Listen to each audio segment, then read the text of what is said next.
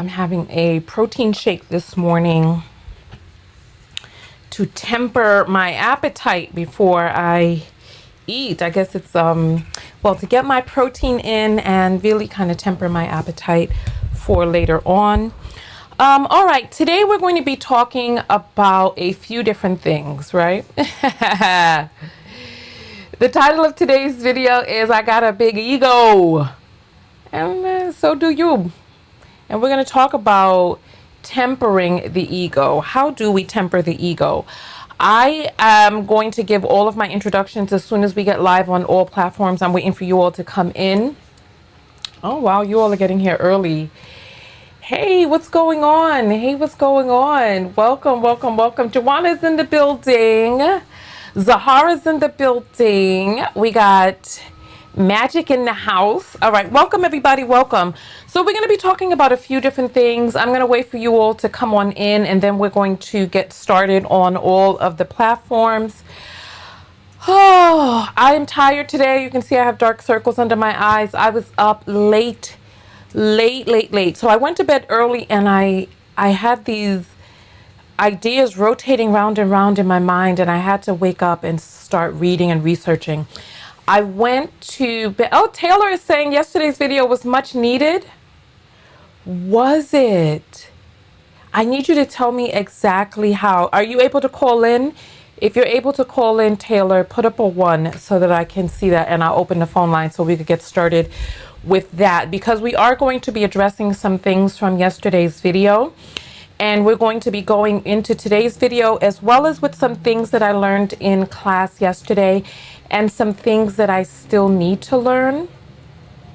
So I'm giving you all a few moments to come on in. I'm waiting to get that 1 or that 0 from Taylor, because I want to get your take on it before we jump into today's video.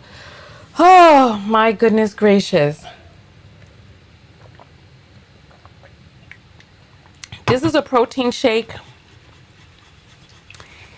And this protein shake is from grass-fed beef whey. That's what or cow whey. And it's supposed to be higher quality and all that other stuff. I see the text just went out. So Taylor, let me know, because we're getting ready to go live on all platforms, but I did want to start off the show with your commentary if we can. Hey, Jonah is saying, I love this channel. Love spelled L-U-V. That's that real love right there. Hey, Hannah. Good morning. We got MXW in the house. Good morning. Oh, we got Jason Lee. No, Jen Lee. Listen, the glasses are calling, but I ain't answering the call. The call is coming from inside the house, and I ain't answering because my eyes are going to strengthen themselves. Listen, if you want to strengthen your eyes, there's videos on YouTube. Look at something very close, then far away, close, then far away. You got to strengthen, then look up, down, left, side to side, all around. Do all of that. Do all of that. I don't know much about Trump and Gaza right at this moment. So I didn't hear back from Taylor. Taylor is not answering. I'm homesick with the flu. I've been juicing and I feel the symptoms improving. I'll be back to myself soon. Good, Faith. I'm so happy. A lot of people are coming down with the flu. When I got my hair braided, I was outside with my open scalp exposed to the cold air. Last night I woke up, I was sniffling. I took some black seed oil and laid down. I feel better. I have some echinacea, and so I'm going to be going towards that. Before we go live on every platform, I just wanted to see how you all were. I wanted to see if Taylor was going to call in, because she said she really resonated with yesterday's show, but you know, she hasn't answered back. Maybe the answer is no, or I missed the answer. DW is saying you're very much appreciated, Tonya. Okay, wonderful, wonderful. I'm happy to hear that. Thank you so much. We got Tonya D in the house, my namesake sister. All right, let us go ahead and get live on every platform. Oh. That's not the right music, baby girl. That is not the right music. Let's get the right music up here. All right. Let's go ahead. All right. We are live on Facebook. We're live on LinkedIn. We're live on Twitch. Where's my applause? Come back with my applause. Come on. All right. We are live on TikTok. And of course, we are live on YouTube, which is the main platform. You know, I tell people I'm a content creator and they go looking for me on other platforms. But what they see is not the most up-to-date stuff. I'm not a big TikToker. I'm not an Instagrammer. I definitely ain't on Twitter no more, that it's become X. You see, we didn't even go live on there. The owner of that has gone plumb crazy and I don't support his platform. I also have stopped shopping at Amazon. I am doing what it is that I need to do to be in alignment with me. Taylor is at work at the moment. Well, you can type your comments in. She said yesterday's video was highly impactful on her. Today, we're going to talk about something that was highly controversial in yesterday's video, and we're going to talk about something that I learned in class yesterday. Let me tell you who it is that I am. I am a self-love specialist. How did I become a self-love specialist? I've been creating content. Listen. For almost 20 years. Can you believe that? YouTube has been around for 18 years. And I've been creating, no. YouTube has been around for 20 years. I've been creating content for 18 years. I got on YouTube when it was still owned by the original developers 2 years after it started. You can look for some of my old videos. When I first started on YouTube, I was so young, and even the way that I spoke was much different. I was listening to myself, and I was listening to an old video, and I was like, well, I don't really know much about why I'm I don't know why I spoke like that, but that's the way I spoke. Maybe it was the sign of the times. You know, like when you listen to people from the 60s, they sound a little different. I don't know. But listen, I became a self-love specialist because when I first got on YouTube and everybody was trying to find their footing, I started talking about a lot of different things, repairing your credit. I started doing jokes to lift people up. At one point, I even had a comic series about some ball sacks. Listen, I really did. Not ball sacks, a vagina called Frenchie. My bad. A vajayjay called Frenchie. And one day, when I was getting dressed, I remember I had a towel on. I had a towel on my head. And I was getting ready to go somewhere. I was putting on lotion and stuff, much like these manufactured videos that they're doing on TikTok nowadays. This was the original back in the days when we were really broadcasting ourselves to the world. And I made a video about knowing your worth. And it really resonated with people. People wanted to hear more about my take on knowing your worth. People wanted to hear more about my interpretation of relationship issues gone wrong. And a great portion of my platform has been dedicated to seeing and knowing the signs of things that are depleting you of your self-worth, of your self-love, of your self-care, things that are self-abuse, right? And so my channel became largely focused on that. In 2018, when they changed the algorithm, and I had been living in my car since I was living in my car 2016. I was in my car for almost a full year. And you know what? I'm so happy that that happened, because we're going to be talking about the psychic life cycle theory by Edinger today. We're also going to be talking about ego. We're going to be talking a little bit about Carl Jung, a little bit about Freud. We're going to be talking about individuation. Today is a sunrise psychology episode. I am currently, and this is why I was telling you about my background, how I became a self-love specialist. From there, I wanted to really help people, like really help them change. So I went to an accredited program for life coaching. I spent a year in this program. And from life coaching, I realized that I can coach people and they can know what's the matter, but they may not know how to change it. So then I went to hypnotherapy school to get accredited or certified in that. I went to an accredited school, the best school in the country. I spent 2 years there learning how to hypnotize people and get them to change their behavior.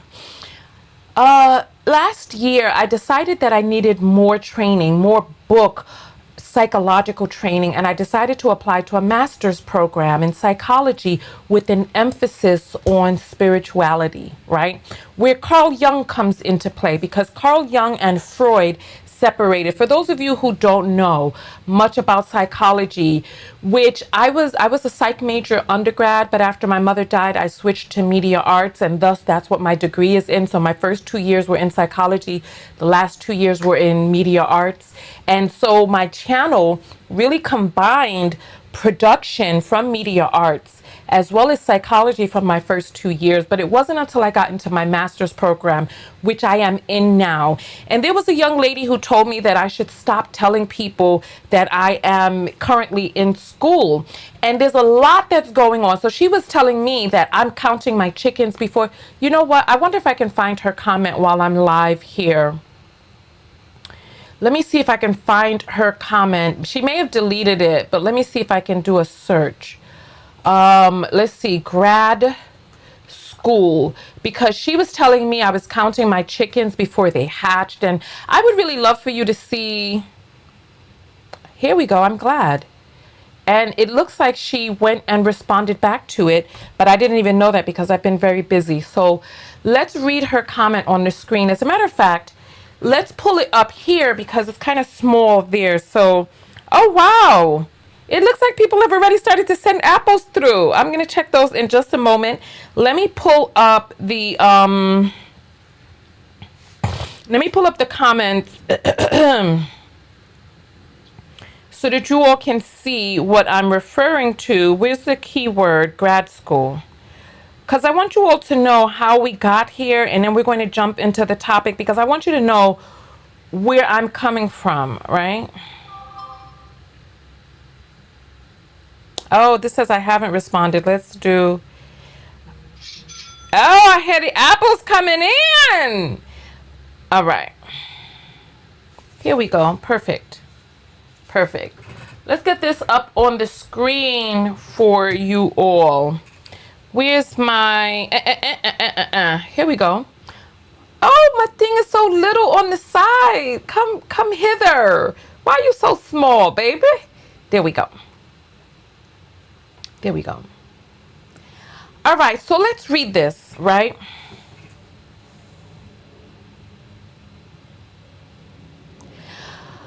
All right. On the Keto Rose video, there was a person, I can't really see her name. It looks like @K_. She says, Tonya looks great. I noticed that she always mentions being in grad school. I got my master's degree 10 years ago and never mentioned being in grad school until I graduated with my degree. No shade, just saying, because I'm sure there will be haters. Point that out. Okay, so I want us to, if we're going to talk about ego today, let's talk about what is one of the first things that we notice. And listen, I want all of my videos, the best way that you can utilize my videos is by looking inward, because at the end of the day, this is really only about us. It's only about you. You have to let people, because we're going to talk about trust, and we're going to talk about trusted advisors and elders and influence, circle of influence. We're going to talk about that in a moment, right?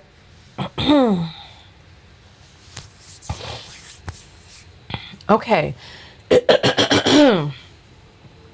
Hamza is saying, Hamza, I love your name. I once traveled to England and there was a man named Hamza who saved me and took really, really good care of me and was the perfect gentleman.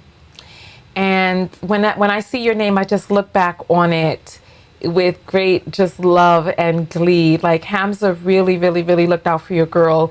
When I was young and dumb and traveled and a person who said they were going to pick me up at the airport did not. And even though they speak English in England, it is a whole different culture, custom. Even the way that they speak English is different. And I couldn't understand them. I couldn't understand how to use the phones. The person who said he was going to pick me up did not.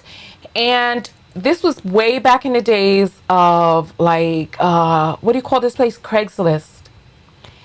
And I put it out there that I was there. I was stuck. And a person that I did not know named Hamza answered the call. It was either Black Planet or Black Voices or Craigslist. It was one of those. I don't remember. But a person named Hamza who I didn't know came through. And this was before all of this red pill nonsense and men were on some bullshit. A man named Hamza came through and took straight care of me, helped me get my hostel. He took care of me from beginning to end and asked nothing of me. No money, no blum, none of that. He really took care of me. And I know he's married by now because he's Muslim, but he was an okay dude. To whoever, wherever you are, Hamza, power to the people, more power to you. You really took care of your girl when I was young and dumb and traveling the world for fun. So yeah, I appreciate that. And he was true. Like, Islam is a very peaceful religion. There's some people who bastardize it and turn it into something else, but he was true to his Islamic whatever it was. And then there's a long story that goes along with that. But nonetheless, Hamza, power to the people. I love you, man. All right. What are we seeing here? We see a young lady who is saying, I got my master's. I never mentioned it. No shade. The haters are going to point that out. So one of the fallacies of thought that we see here is a woman who is coming out, and she is speaking from her point of view about what she did for the reasons that she did it. And that's fine. You are a complete individual. You are able to do whatever it is that you need to do for yourself for whatever reasons you choose to do it, right? She says, I'm sure the haters will point that out, but do you see any haters on the channel pointing it out? No. Instead, she is the one who is pointing it out. Let me show the responses, right? I wrote back to her and I said, well, why wait for a hater to point it out when you can perform the actions of the hater for them? Question mark. Thinking emoji. I'm in grad school and proud. I'm going to keep mentioning it. In fact, I'm publishing a blog. I published a blog about every week and what I learned from those weeks. And I'm going to start the blog back up again for this year, right? And then she comes back and she says, Tonya TKO, trust me, I get it. It's rough. I was in my 30s working a full-time. What does this have to do with me? This is more projection. I want us to look at this not for her, but you. When are the times that you speak to other people in projection? When are the times that you are pushing your thoughts and ideals onto other people as if they are going to feel the same way? This is ego. I want us to see and understand how ego is in play, right? Working a full-time job in grad school, working 16 hours per week at an unpaid internship and still working out regularly, it's a lot. But unless a person has been there, they don't get it. No matter how often you mention it. Here's another fallacy. She's thinking that the reason she would have mentioned it is the same reason that I'm mentioning it, right? It was just pointing it out until you actually have that master's. People, especially those who don't have one, won't respect it. Another projection. Am I asking anyone to respect a master's? Is a master's degree my litmus? Am I holding myself up against a master's so that I'm like, oh, I am incomplete without my master's? Am I saying that, right? She is projection, her ideals, her thoughts, her programming as if that applies to me. I want you to look at your relationships and the times that you project, because believe it or not, I have an ego as well. When you're talking to another person, when you're in a relationship with another person, there are multiple entities in that relationship.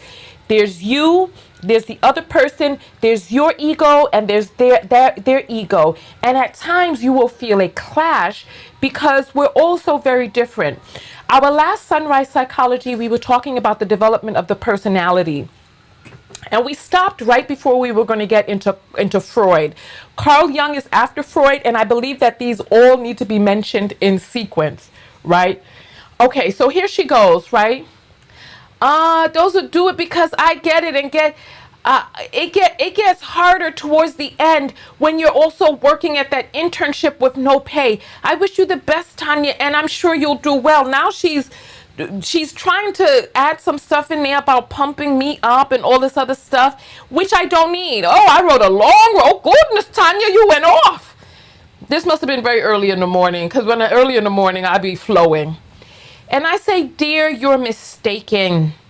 You're making this about you and others and what you think, what you did, what others think, what some respect or don't respect. I'm making this about fact. I'm in grad school, fact, period. I'm speaking the truth about a current situation. I'm not concerned about nor speaking for what others think or do. How many times do I have to keep teaching that my life is about me, your life is about you? If you want to take lessons from others' lives, if you want to take lessons from others' lives applicable to you, do. Same for me or anybody else. At the end of the day, there is no set best way of doing things. I want you to hear me. There's no best set way of doing things that are applicable to all people. What works, what produces the best outcome? I've been thinking a lot about personality lately.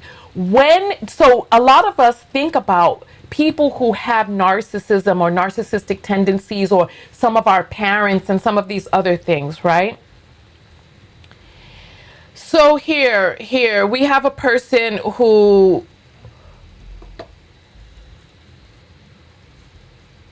oh, where's my sound?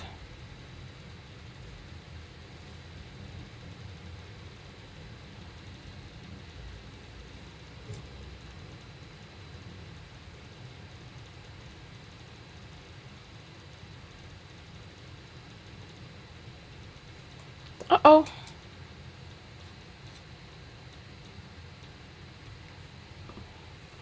Wow, that block party went on and on. Did you all hear the sound from the block party? Put up a 0 if you did not. Put up a 1 if you did hear it, because I didn't hear the sound, but a person needed to get blocked and they did, so they're gone. So nonetheless, here we go. So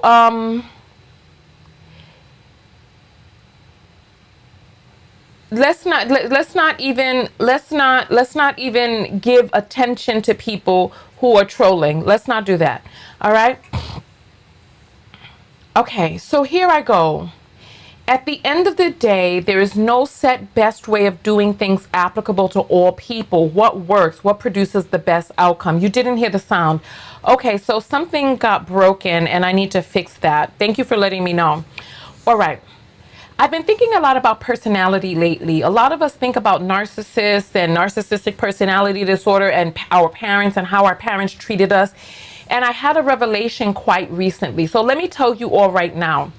I am in grad school at the moment. I am in a psychology program at an Ivy League institution. Why do I mention this? Because the rigors of the Ivy League institution all I can say is that it's a rigorous program, one of the best in the country. As you know, Ivy League, we're talking, you know, the big schools that you hear about, Harvard, Yale, Stanford, all of the big schools that you hear about, right?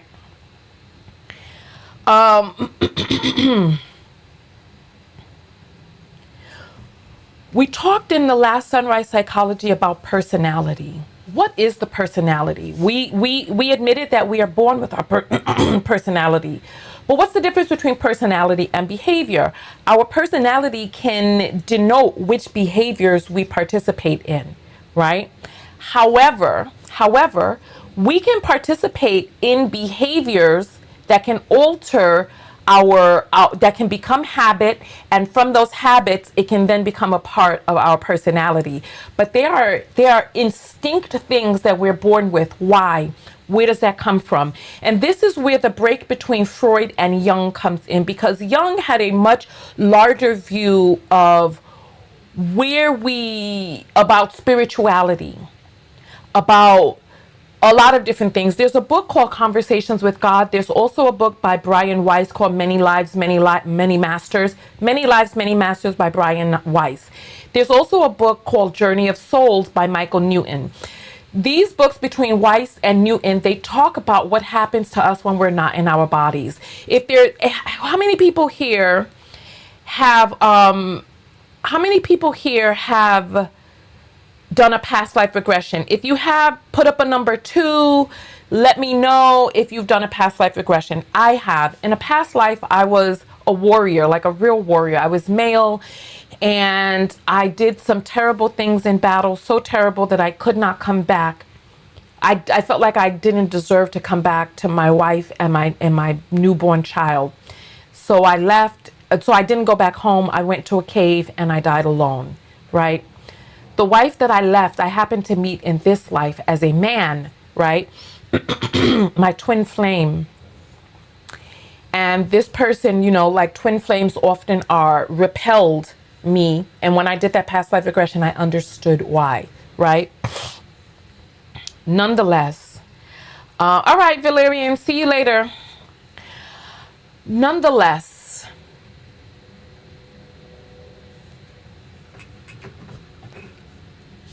there's a book by, like I said, Neil Donald Walsh called Conversations with God. In this book, it talks about how we come back into these lives many different times. So does Brian Weiss, so does Michael Newton. We come back into these lives to have experiences. We set it up kind of like, have you ever come into one of those online games have you ever come into one of those online chess games where you can come into a game already in progress, where the pieces are already laid out? I had a near-death experience in 2007, and it is my belief that we choose certain things, certain people for our soul family, our parents, the people we live with, the circumstances. The woman who wrote to me yesterday, right? I'm going to go quickly to...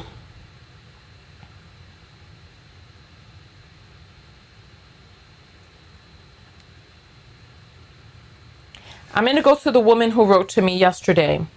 She wrote and said that she wanted me to talk about...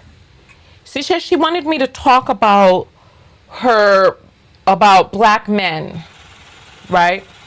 She said she wanted me to make a poem about black men. And she wrote to me and she says, my mom was unalived by a black male. I wasn't trying to be... why is this not? She says, I wasn't trying to be disrespectful or funny, girl, right? Now, me, it's hard to offend me. I am not easily offended. However, I do have an ego, and there are certain things that butt up against my self-perception, which we'll talk more about the ego. I feel like I'm going off onto different tangents. If you're still with me, put up a 3. Let me know you're still with me and you vibing and you rocking with me, right? Because we're going all over the place to come back into the lesson, right? Because there's lessons in all of this, right? So for her, right? Her mother was unalived when she was a baby by a black man.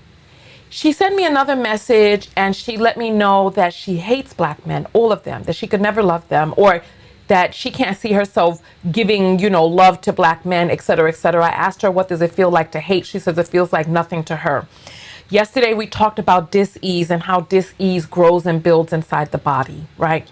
The reason why I bring this up, and thank you to the people who have sent out cash apps. Ebony says, at work, we'll be able to later. Her name is Taylor. Jonathan says, Tonya sending love. And Shantae sends, let me see what Shantae, let's view the personalized note. Oh, look at all this abundance. Thanks for all you do. 222. Thank you. I appreciate that. Let's see what Jonathan, what Jonathan said. Sending love to you. Thank you, baby. Thank you. Thank you. Thank you. I appreciate it. I appreciate it. Let me send some hearts. Oh, I hear another apple coming through. Yes, babies. Oh, where's this? Let me give some hearts. And Shantae, I got you. All right.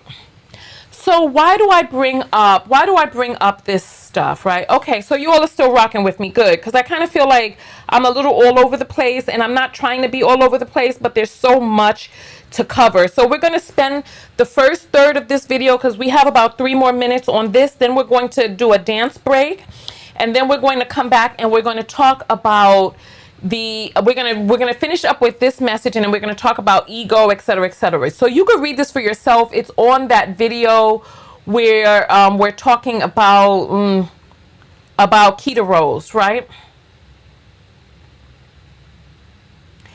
So then I just want you to see how the conversation went down, right? So here, let me. All right, so I was telling her that I'm in grad school, that's a fact, period. And I'm like, I don't know you. Oh, we were talking about personality. That's what I wanted to talk about real quick. There are behaviors that we come into this life with naturally. There are actions that we learn and that we navigate through and that we incorporate that we do because either it just seems natural to us or that's the natural environment.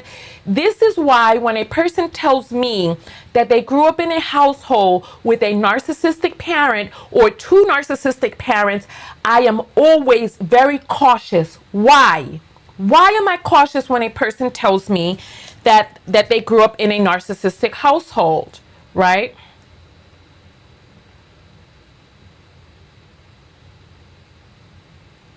Help me with this. Help me with this. While I'm waiting for the answer, I'm going to continue to read this, right?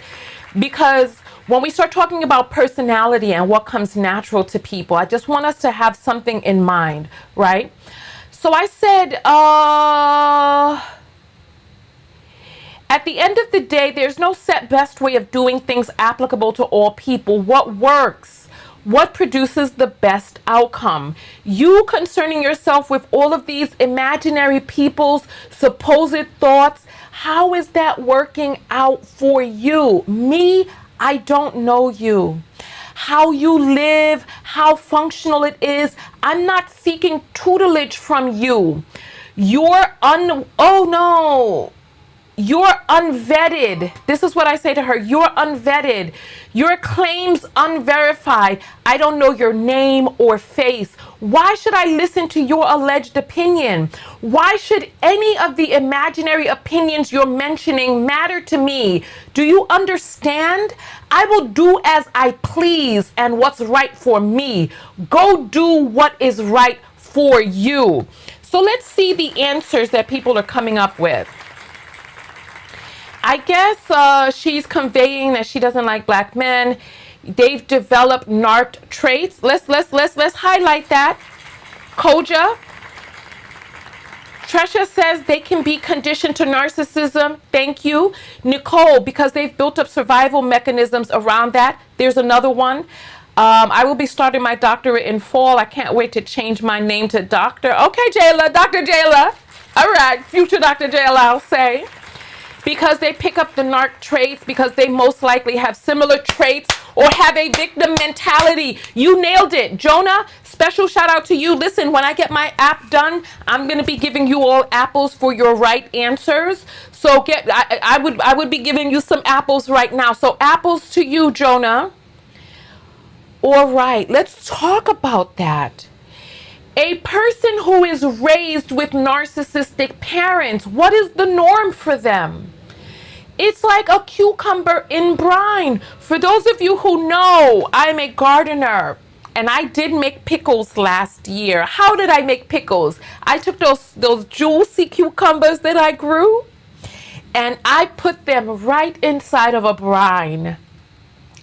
It wasn't briny enough because they began to ferment even inside the fridge, and they're a little tangy to this day, but that's all right. I kind of like the little sizzle on my tongue. I hope it's still good for me, but nonetheless, it's like a cucumber in the brine. It had no choice. It had no choice but to absorb the liquid into which it was surrounded. When we come back from our dance break, we're going to finish reading up these messages. Perpetual victim and mentality. So listen, there are different ways. Listen to what it is that I'm saying. There are different ways in which people react to being raised in a narcissistic household. One of the things that I want us to realize that when it comes to ego, we all have traits of narcissism in us. When does it become problematic? This is why I asked her, how is this working out for you? When it comes to our personalities, how do we know what's working and not working? You have to look at your life and see what is functioning, what is in dysfunction. The person who is commenting, her ego makes her feel that I need to listen to what it is that she's saying because of the way that she does it and because of the reasons that she's doing it. And I see some narcissism coming out there. I'm not diagnosing. I am not a psychologist or a certified therapist. These videos are not meant to diagnose or replace therapy. Please seek psychological assistance and help from a certified professional, which I am not. I am merely talking to you about psychological themes. I see her projecting onto me thinking, oh, well, of course you must see things this way because I see things this way. Who needs a hater when you have somebody speaking for the hater who is claiming that they are not? I had a friend, one of my closest friends. She was in my circle of influence. And when I went to create this game, right? Remember the game for which this was a tool? When I went to create this game, she decided to speak to me from a hater's point of view to save me from the haters. So I said, I know you love me. I was like, I know you love me, but your actions are so close to that of a hater that I can't tell the two apart. That was the fucking problem. I knew she loved me, but she participated in the behavior of a hater. So this woman who is coming to me, telling me about how she sees things, and how she's circumventing, she's coming at it before the hater can get to it. So what do I need a hater for? The haters don't even have the damn chance to come forward because you're the only person mentioning it. Look through my comments. There are no haters that are talking about me expressing that I am in grad school. It is a fact. I am in grad school.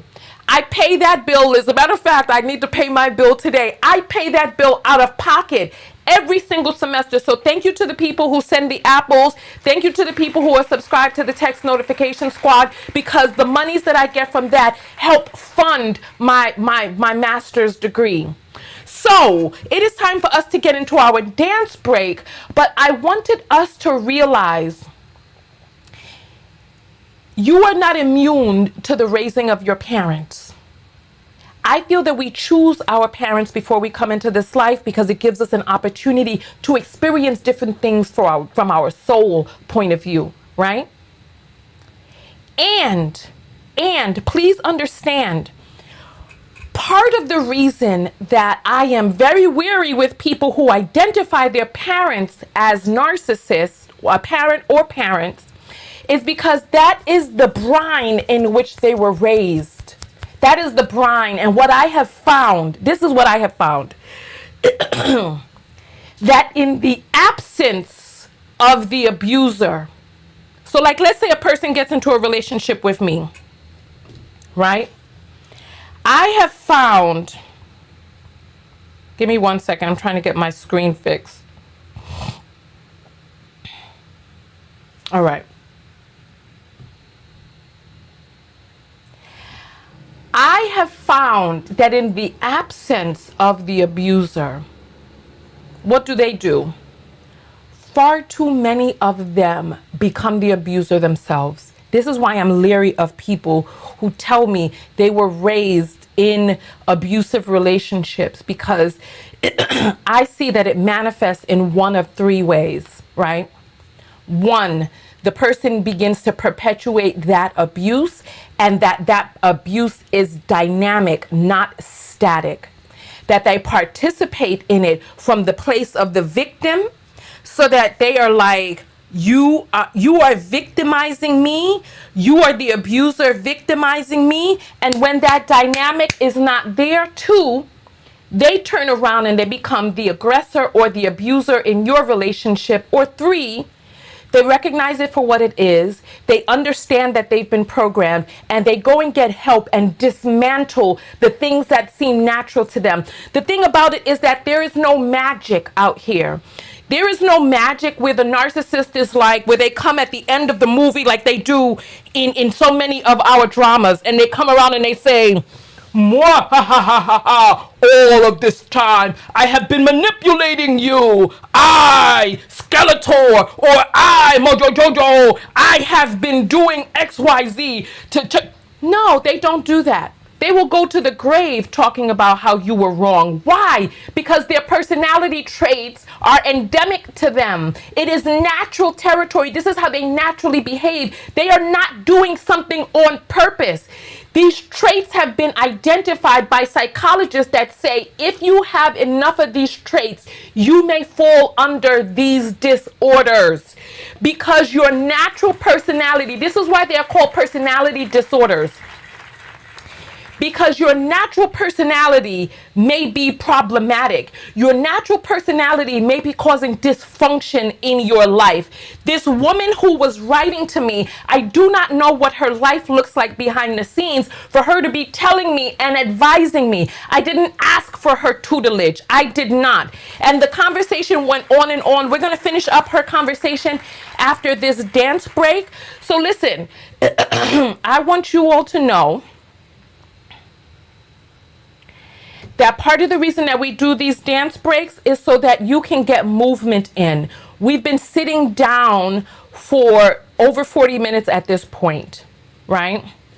So I want us to get up and move. If you are not able to move, just squeeze some muscles, move some arms, stretch if need be. I just want you to do something, okay? Do something. Okay, do something. Hold on.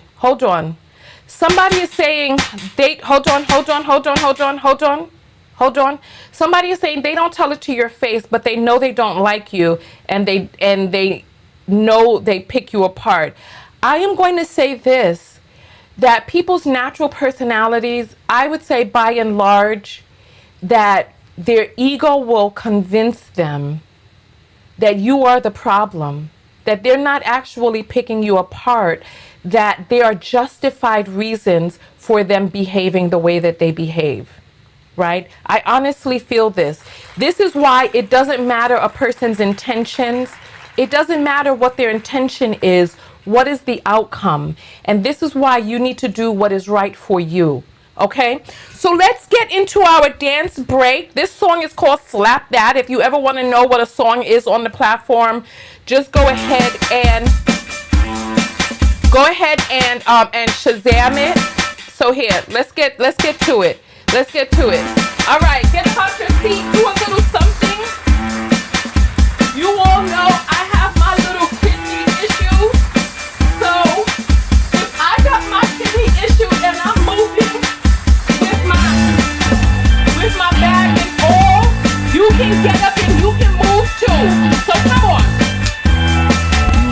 Hey, hey, hey, hey, hey, hey, hey, hey. Woo!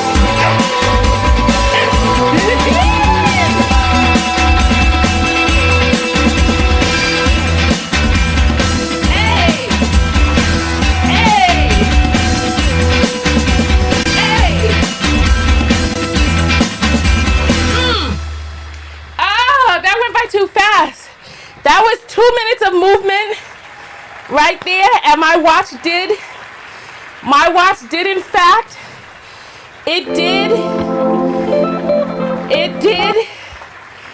did register it. So come on. Hey. Come on. Hey. Hey. شرفها متيستيو بدي مقعد وذكانو وطورها وين مغلاتاي بدي ملقي شرفها متيستيو بدي مقعد وذكانو وطورها وين مغلاتاي معناها قرصنا يا ملكيو مرايا لبا ولا تايو وكا مسكح لها المريا ديقتي ميان ليركا مغراراي معناها قرصنا يا ملكيو مرايا لبا ولا تايو وكا مسكح لها مريا ديقتي ميان ليركا مغراراي. Okay. Woo. We did 1:13 of that song, so we should have 3 minutes of movement under our belt. That is wonderful. Let me check the apples. Oh, I think we've read all the apples so far. Whew. If you got up out your seat and you moved, give yourself a shout out. Put up a high five. Oh, that was so good. We're going to come back to that song after. So let's get back into today's video. Why do we move? Because we love ourselves, because our bodies are our temples, and in order, look, if you don't use it, you're going to lose it. So let's get up, move it, and use it. I'm so happy about that. That was good. That was Somali. Wonderful. Wonderful. Okay. All right. So let's go back into the comments that we were analyzing, right? I want to move on from that because it's taking a really long time. And so then I want you to see what this person says next. It looks like it's almost over, so I'm happy to see that. So she comes out. So I said, listen, I don't know you. I don't know how you live your life. I don't know how functional it is. Your claims are unverified, blah, blah, blah. So she comes out to me, right? And she says, I'm not a YouTuber. I am a professional woman who does not need to show my face. But what I said is true. Is it? True for who? You see, she's taking me, telling her, I don't know you, you're unvetted, you're unverified, I don't know how you live your life. To her telling me I'm not a YouTuber, I don't need to show my face. The fact of the matter is, do I know her? I do not. Do we know her? Do we know if she went to grad school? We don't know. Do we know if she got her whatever degree it was 10 years ago and worked an internship? These are things she's saying on the internet. Notice that every man in the manosphere is making 6 figures. None of them are coming out saying, you know, I ain't working. Even though data from blackdemographics.org showed that in 2018, 40% of adult black men or black men of working age, 40% of them had no recognized income. So it's like everybody's making 6 figures, but 40%, come on, please. So then she goes on. So I want you to see, to me, this is disordered thinking.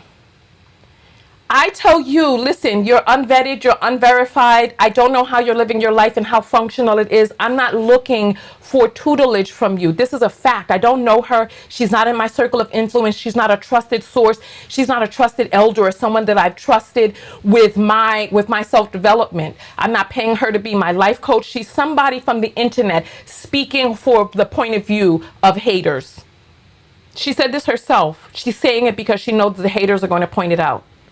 So in her disordered thinking, she is now telling me that she's not a YouTuber. She doesn't need to show her face. What does that have to do with? This is what I'm saying. These behaviors we learn in our households.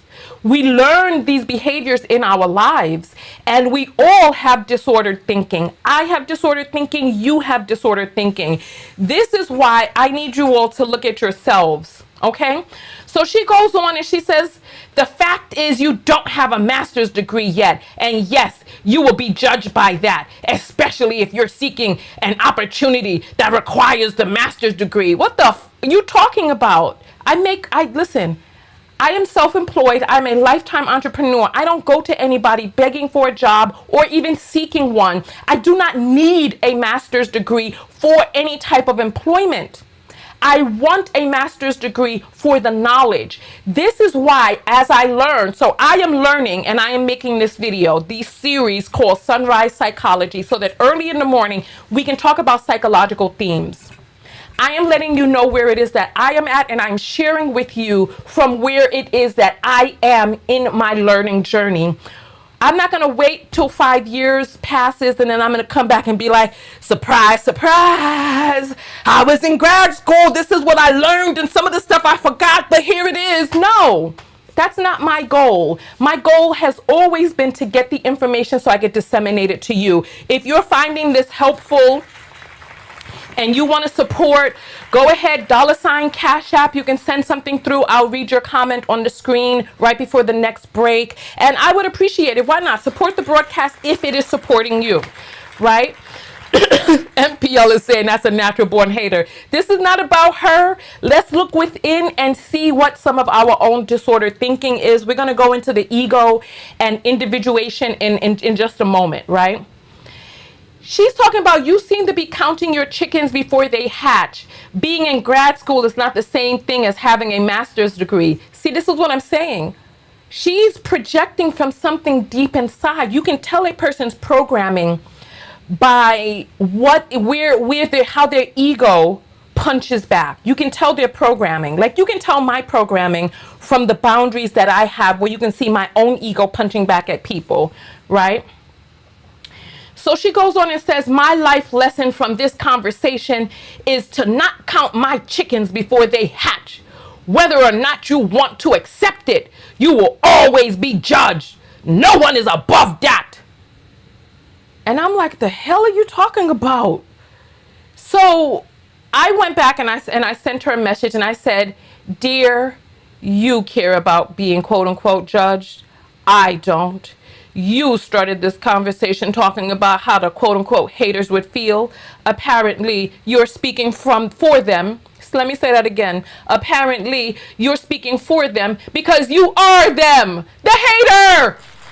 I don't know you, and I don't want to be like you. You and everything you say here is unvetted. Do you understand these simple words? Nothing you say here is verified. We don't know you. I can stop school now and still speak from the place of the knowledge I've learned. Whatever program you claim to have been in seems to be lacking. I mean, I didn't have to hit this hard, but it's the truth. I really do feel this way. Whatever program you claim to have been in seems to be lacking. You don't seem to be able to grasp the difference between saying, I have a master's and I'm in a master's program, or I'm an unverified person making an unsubstantiated claims to have a master's. Damn it, Tonya, you foul. This is getting annoying. I wish you would go and find your tribe and the people you resonate with. At this point, I really just wanted her to go away. It seems like she has. I don't see any other comments from there on there, but I did see some on the screen. Like, let me see.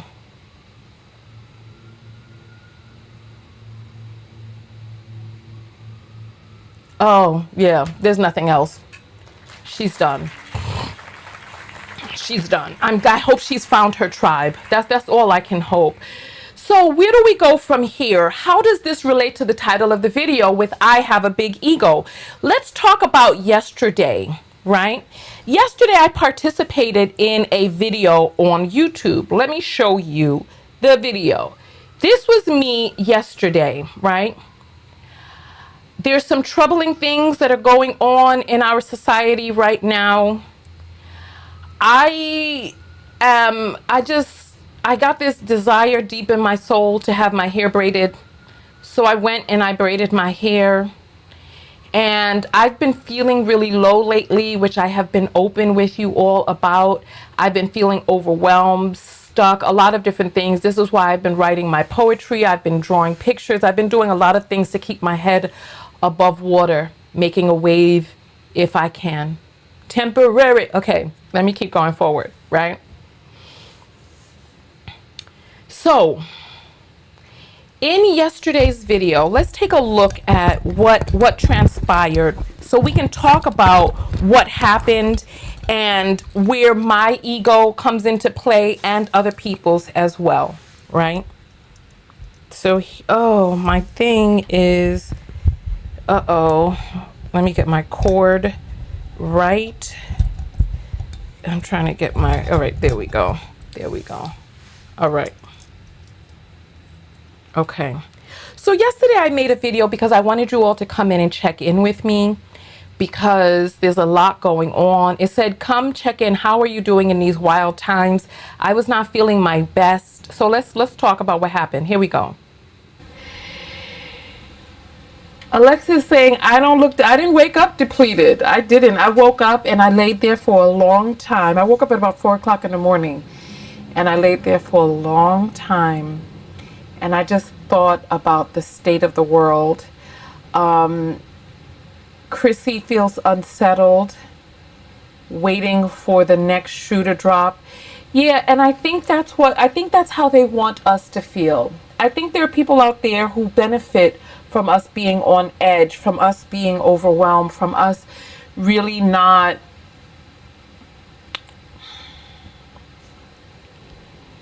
So at this point, I had already been in the video for about 10 minutes. As you see, my hair is braided. It's new. And we spent the first portion of the video, you know, discussing the new hair, the makeup, and people were giving me compliments and all of that. Right about this point, while we were trying to get into the topic, I realized that the makeup and the braids were becoming a distraction. So I took the comments off the screen because it's early. I was already distracted. I'm, you know, feeling how it is that I'm feeling, right? And I sat there for a minute and just kind of tried to gather myself. You know, I just took the comments off of the screen because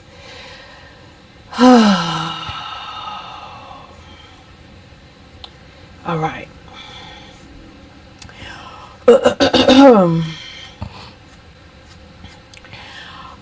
Part of the reason that I wear a uniform in my videos and I keep my appearance pretty much the same is because the patriarchal systems that we live in, that a woman's worth is pretty much tied up in how cute she looks, how beautiful she may or may not be, the beautiful clothes or accoutrements that she dons herself in.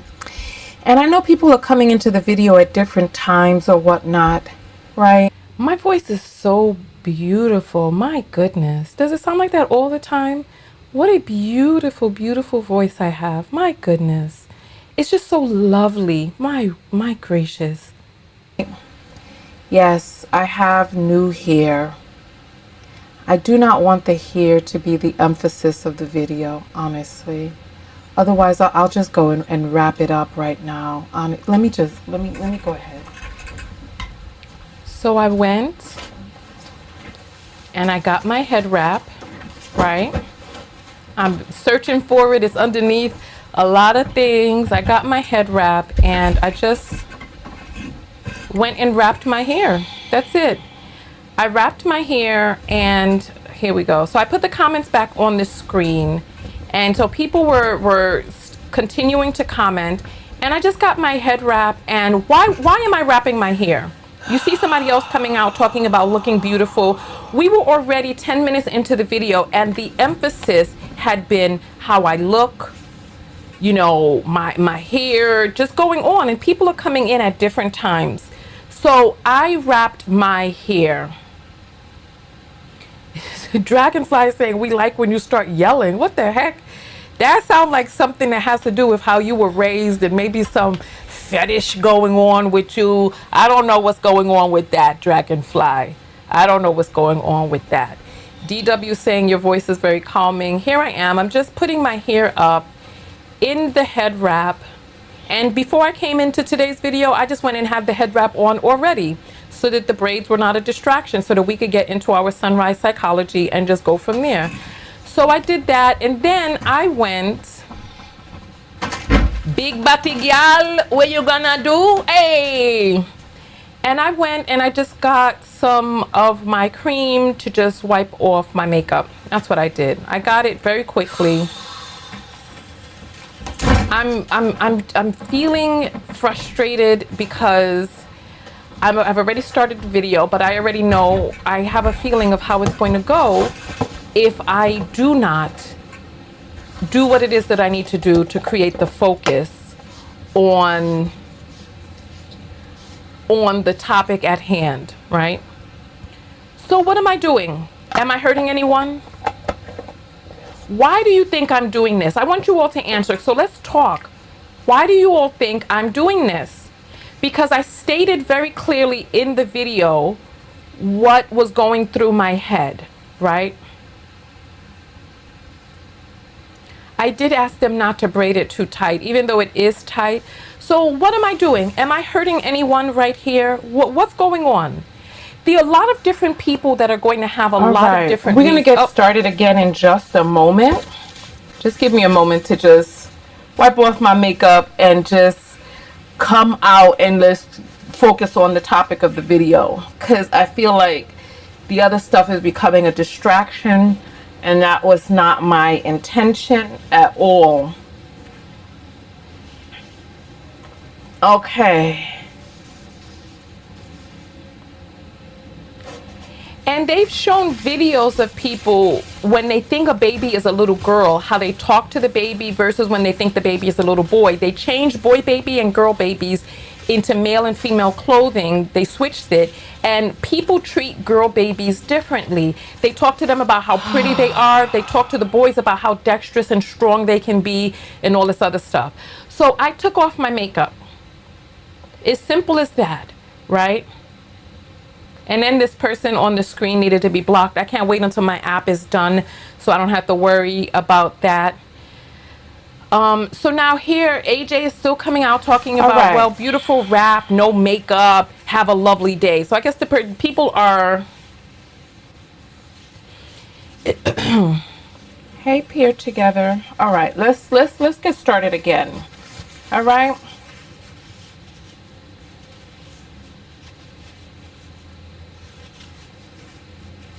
There we have it. So the makeup is off, the head wrap is on, and then we're going to start talking about the topic. All right. Are we ready to talk about how we're doing? Are we ready to do that? All right, let's get back into the video. Let's start all over again. Hello, knockouts. Tonya TKO here. I'm a self-love specialist. What I do is I help you learn to love yourself.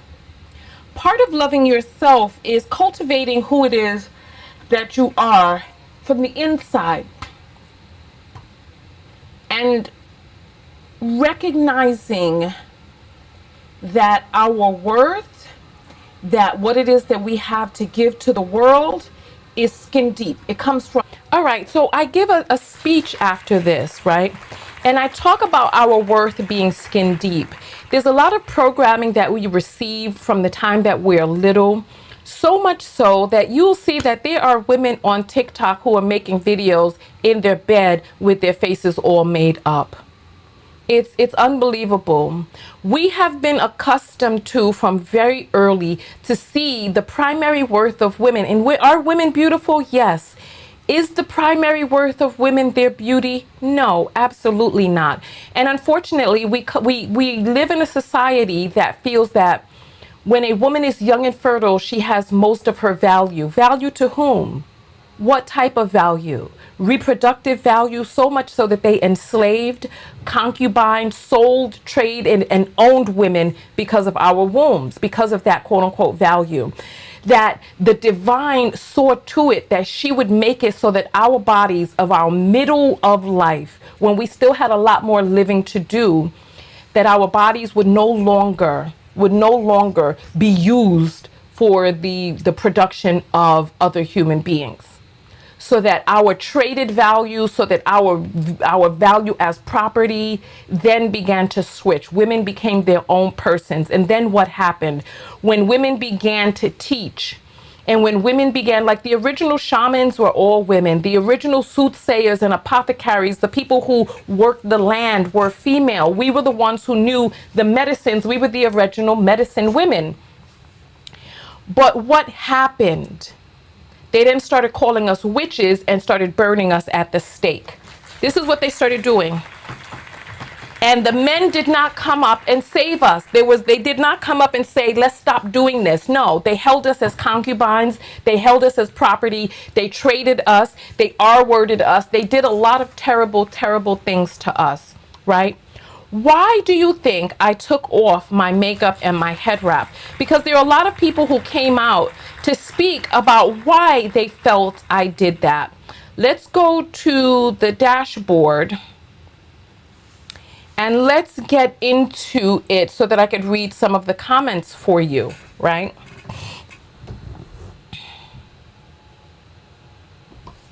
So this particular person came out and commented, it's too small. Let me go back and go here. Let me view the comments and then let me change this to I responded and published. All right, here. So let's go to here. So this person says to me, LOL, if you get all dolled up, then expect compliments. Beauty will always be admired. Leave patriarchy out of it. This is so silly to watch you wipe off your makeup and wrap your hair. Who did I hurt? Who did I harm that this person is so offended? Somebody did come out and say, there's a time and place. This was not it. Read the room, why don't you? And I came out to the person and I wrote some response. Here is where emotional intelligence could help you. What was I upset about? It's clearly stated in the video. You seem upset. Tell us what's bothering you about the choice of others. I did what I needed to get what I wanted. Focus on the topic. And my self-love lesson is about the pivot, being okay. Your SLL may be different, right? For you. I did what was right for me. How long have other people doing what's right for them bothered you? The person never came back out and answered. But I want you to see how women responded to this, right?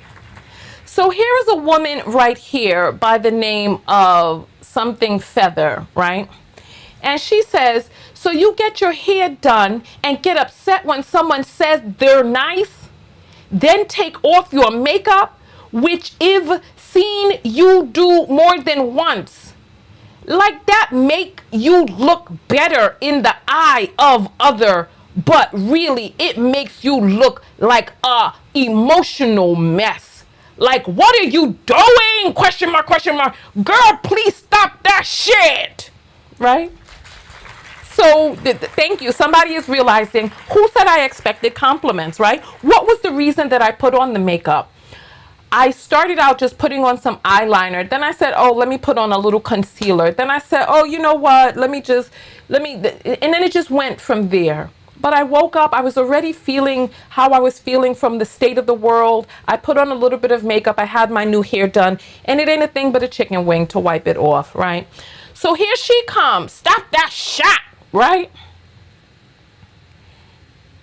And somebody says, she just wants the focus to be on what's important. And I appreciate you. You a trooper. Thank you for being in the comments fighting the good fight, right? And then I came back out and said, you seem upset. Tell us what's bothering you about the choices of others. It's the same cut and paste thing. You know, when I'm responding to people that's doing the most, I don't do too much. I just cut and paste. And then here comes Joy. Oh, she's talking about the Muslim thing. And then here's another person by the name of Sister Refuge. She says, y'all, head up to the 10-minute in. She gets annoyed about the compliments. Shoot, I complimented just tired of all my wigs. Glad seems she's covering relevant topics I'm really into. Okay, makeup off, still listening, right? Okay, all right. And then it turned into a whole big thing. I know, right? Her hair is beautiful. Her head wrap is gorgeous. There's no way around it. Tonya is gorgeous. They're going off. Okay. Tonya is moody. She said so herself.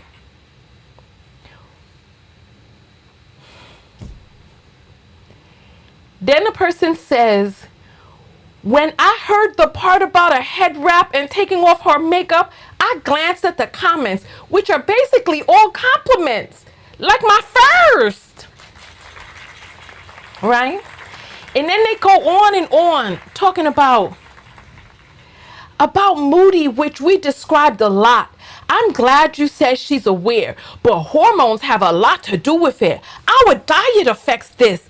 I gasped when Tonya showed her kidney issue, which affects many crucial hormones, including adrenals that govern our fight flight. Hopefully, more popular Black women channels do deeper dives into our health.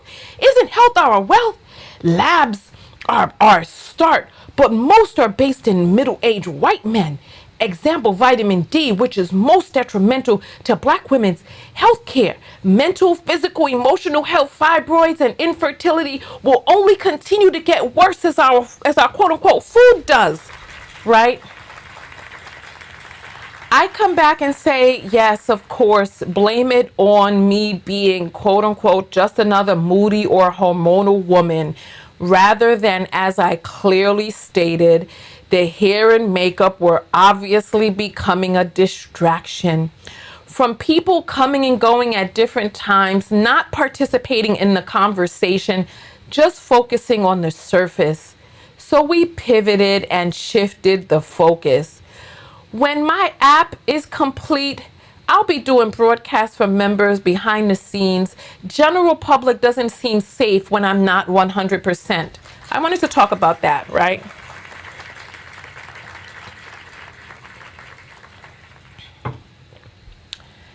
How do we protect people in our community, in our lives, who are not feeling 100%?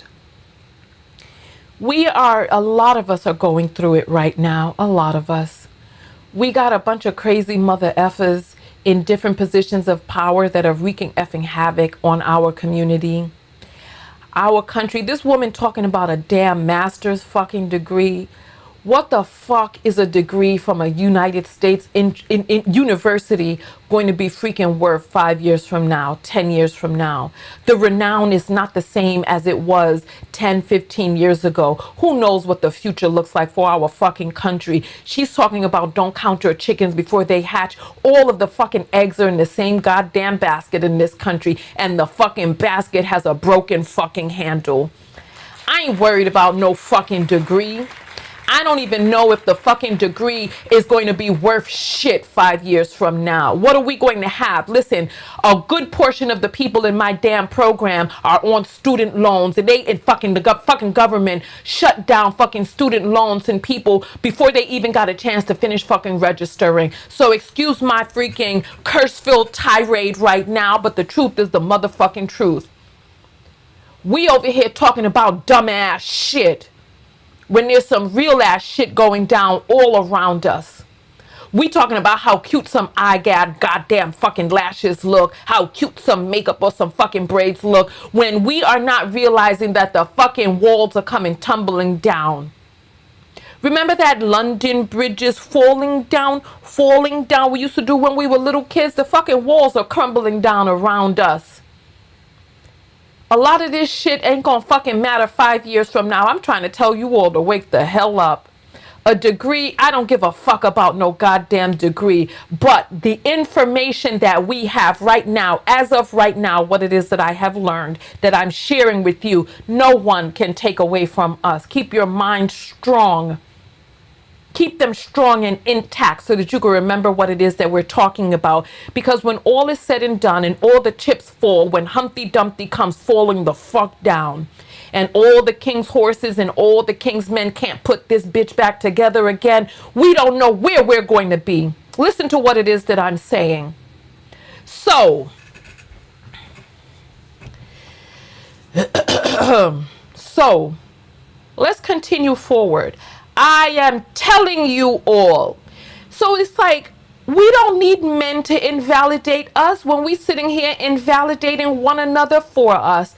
I have said very clear and plainly, I want the focus to be on what it is that we're talking about. I took off my makeup. I wrapped up my hair. Why? Because I want the focus to be on the conversation we were having. Taylor came in at the beginning of this video saying she was happy for yesterday's video because it was so powerful. It had a changing effect on her. This is what we're doing here. And we're going to talk about my ego in a moment, right?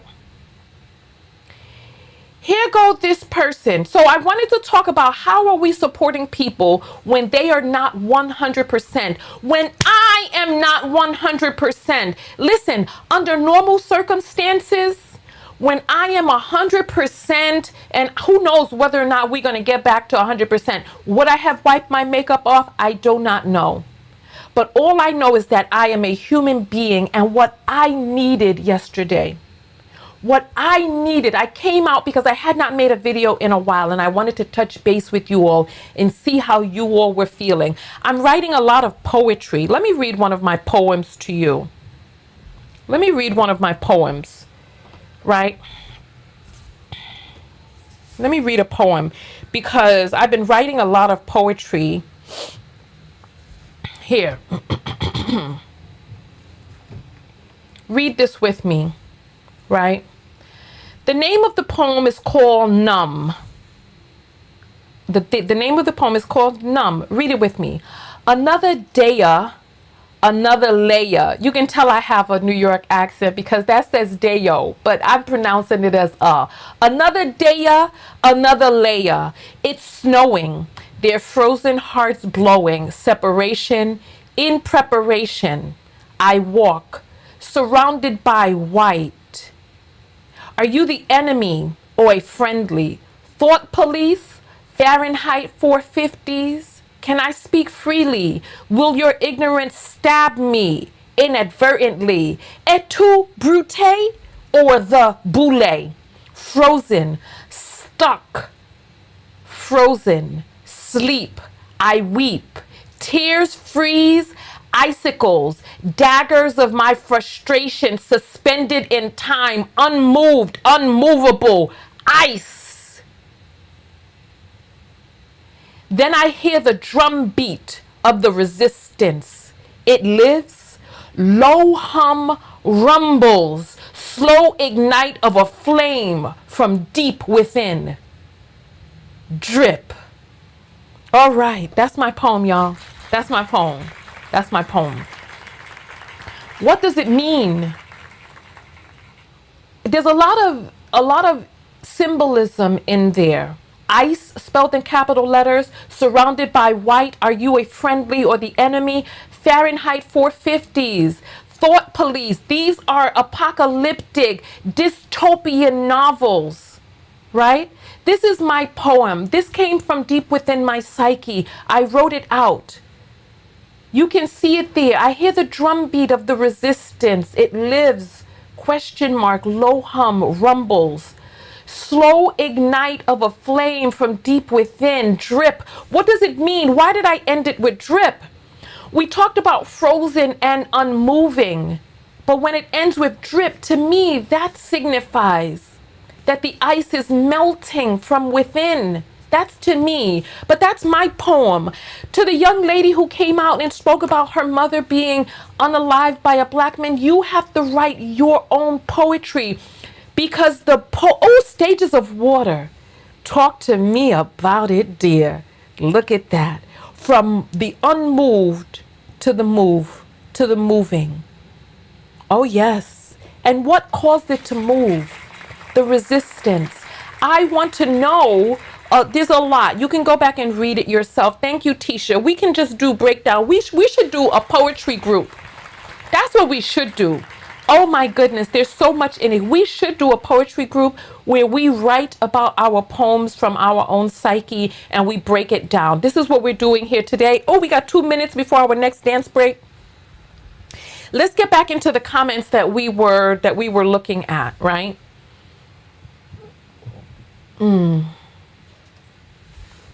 Okay. So here, the woman comes back out and says, Tonya, hormonal health is real. Hormonal health is real based on facts, not blame game. Yes, some can be inherently moody, but I witnessed a loved one change into a moody person, suffer horrendously, and pass from hormonal issues. Addison's, then she goes on and on and on, and somebody says, okay. And then the woman says, I am a 46-year-old woman who is experiencing menopause, so I understand the struggle of hormones. I receive HRT. I am currently taking... Our dance break is coming up. And then she ends it with saying, it shouldn't be like this because I repeated what she has clearly stated herself, but okay. I have never said that I'm moody. Well, not to my recollection. I don't remember ever saying I'm moody. I have said that in past relationships that men have described me as moody. So now we don't need the men anymore to put us down. We don't need the men anymore to criticize us because we as women will pick up the mantle and do it for them. Am I moody? Am I just me?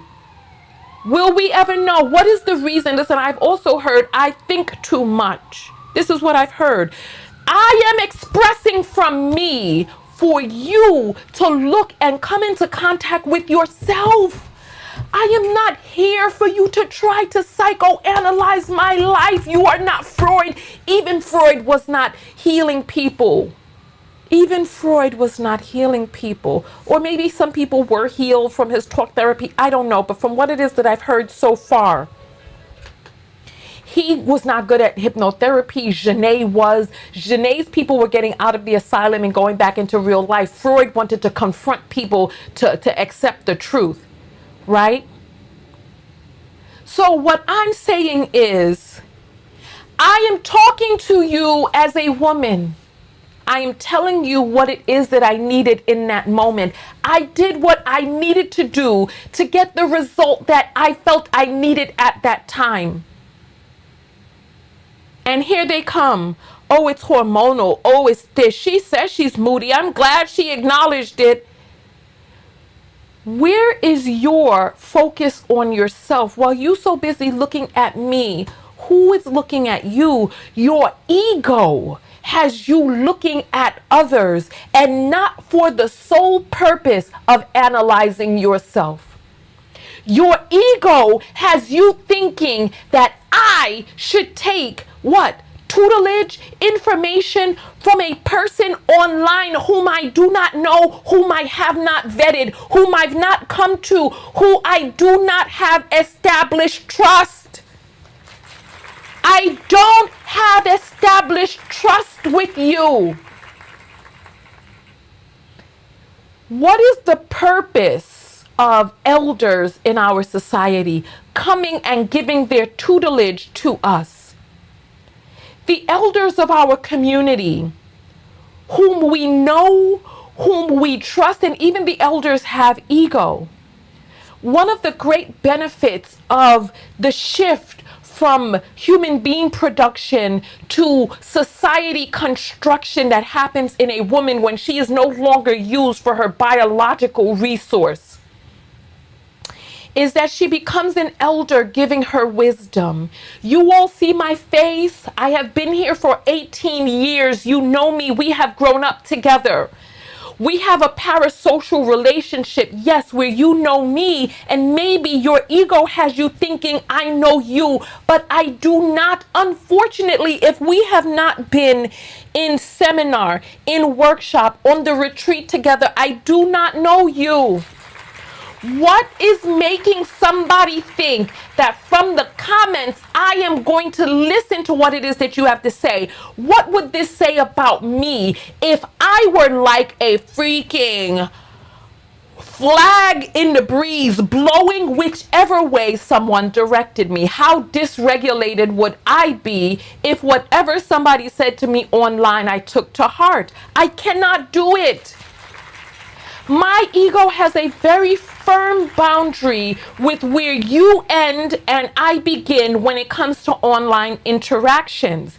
You have not done what you need to do to be a trusted person in my circle. You haven't.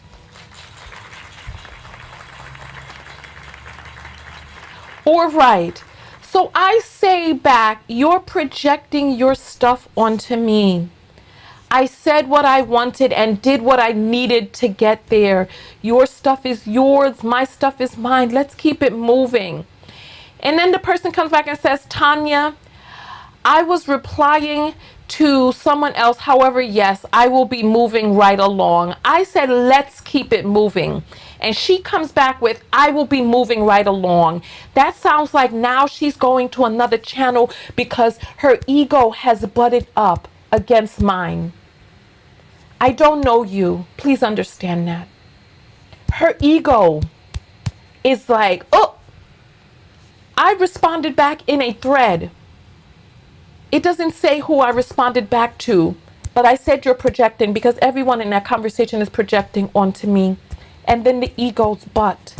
What do we do when our ego is hurt? How do we know when we're really hurt or just our idea of sense, of our idea of self has been challenged, right? And then this somebody came back out. I haven't seen this one. And the person says, actually, it's not okay what this influencer is doing. I clicked because title seemed caring and fun, only for this to end up being the low point of my day. The TG work was a good today. This gave me PTSD flashbacks of the military and an ex thinking I'm feeling good saying something nice only to have to deal with something weird and uncomfortable, so unnecessary, over complimenting her hair and makeup. Also, I feel for you with your mother. Hopefully this vid wasn't your attempt at a fun escape. What are you talking about? You got PTSD from me doing what I need to do for me? Do you see that this is not personal? I want you all to see how ego comes into play, how past trauma and unhealedness. Me wiping off my makeup and saying, let's focus on the topic. I'm here to hear about you, not the emphasis. How much longer was I supposed to sit there in discomfort for pleasure? Me not do it. Me not do it. How long was I supposed to sit there so that you could feel comfortable while I'm uncomfortable? I wanted to stay focused on the topic. Is there some of my own ego at play there? Yes. I grew up in the ghetto, and I have always had to fight for my intelligence to be acknowledged. There were school teachers that told me I would not make it far.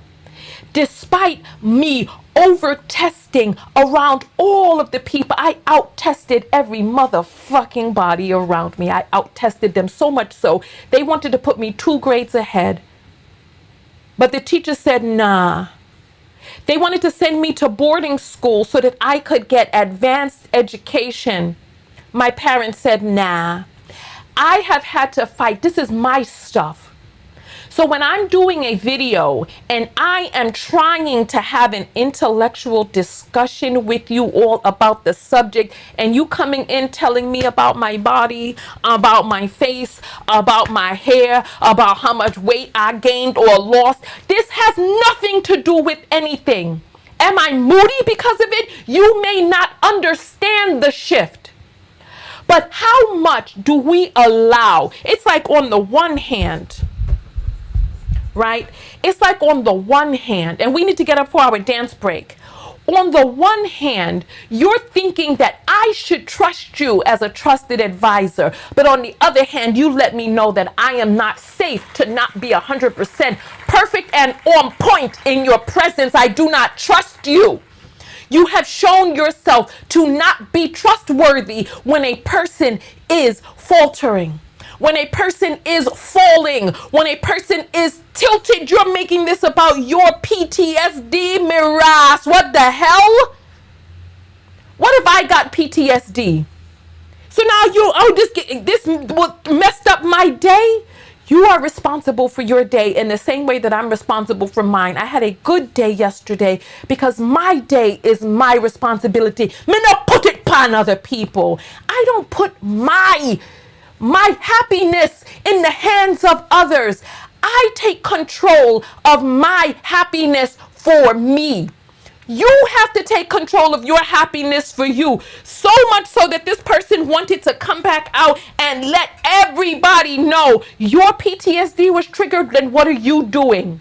Are you in therapy? Are you getting EMDR? Are you working on your trauma rather than just sitting here talking about what this quote unquote influencer is doing is not okay? Remember, I am a human being and I am made up of the same parts as other people. I have done some work on myself, but the spiral of the ego will continue. We're going to show a graphic from Edinger in just a little bit. Alexa is saying, girl, bye. I don't want us to be that way. I want us to look at ourselves. Please, let's not dismiss her. Her stuff is hers, but the point is to really look at yourself. My admin is saying support the broadcast. If this broadcast is helping you and you want me to read your comment on live and be acknowledged as a person who supported the broadcast, send to the Cash App, $Tonya TKO. The link is in the description. If you send a PayPal or anything like that, you have to let my admin know and I will read from the PayPal, but the links are in the description, right? And then some other people came out. Tonya TKO, it's not projecting, it's sharing. I've been subscribed to you since 2017.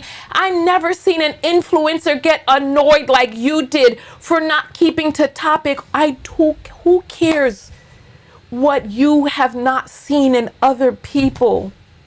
What happens when the people that you're in contact with in your own life, when they're having a crisis of ego, a personality crisis, when they're having some sort of trouble or disruption in their life, and it's not projection, you talking about your day is bad and your PTSD and what you think about moodiness and your own hormones and you going through menopause, that's not projection. The fuck does that have to do with me?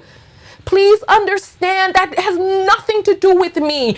You do not know and are not listening. I told you why I took off my makeup. I told you why I wrapped up my hair. And you're offended because I wanted to stay on topic while I was teetering. I didn't have to come out and make a video. I don't have to come out and make any videos. And I long for the day where I could just make videos for people behind the scenes so that I'm not, when I am tender, that I am not. This is why black women have to be so fucking hard. We need to get up and dance. We're going to finish talking about this comment after our dance break because we've been talking for too long when we should have been dancing. Let's get back to the Somali song and let's take that back to the beginning and get into it. No, that's not my Somali song. Uh-oh, where did it go? Every day I see miserable people. I don't know where the Somali song went. Things they hate just to fit in. I know it's easier to get along peacefully, but have you ever thought about you? Don't know why I keep on doing what I'm told to do. When the rules are made up by someone we never knew. Listen, we're just gonna dance to this and we'll find a Somali song when we can. I need someone to feel alright. Hey, let's do the streets all the Monday. Hey. Let's call your exes and tell them they can join us too. Why always worry about money when you can get rich by trying to see the upside?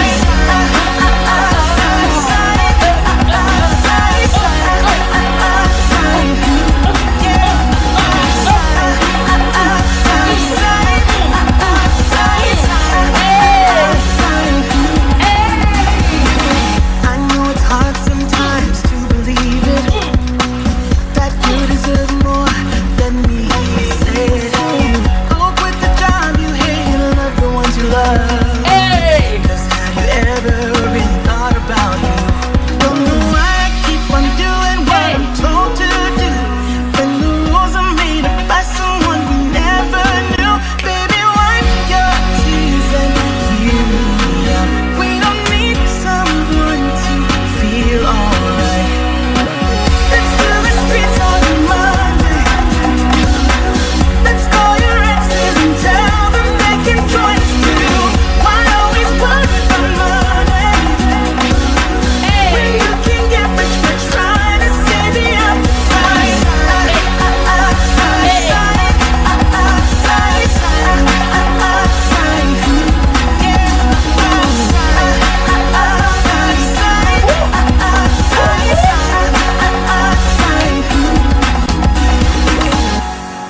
Oh, did it end? Someone Oh, no, there's a little bit more.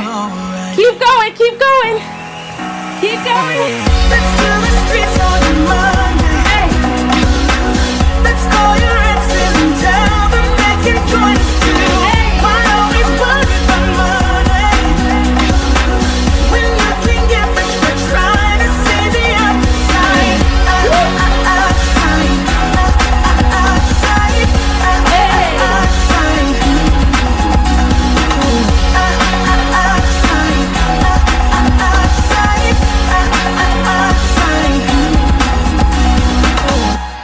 Oh, oh my goodness.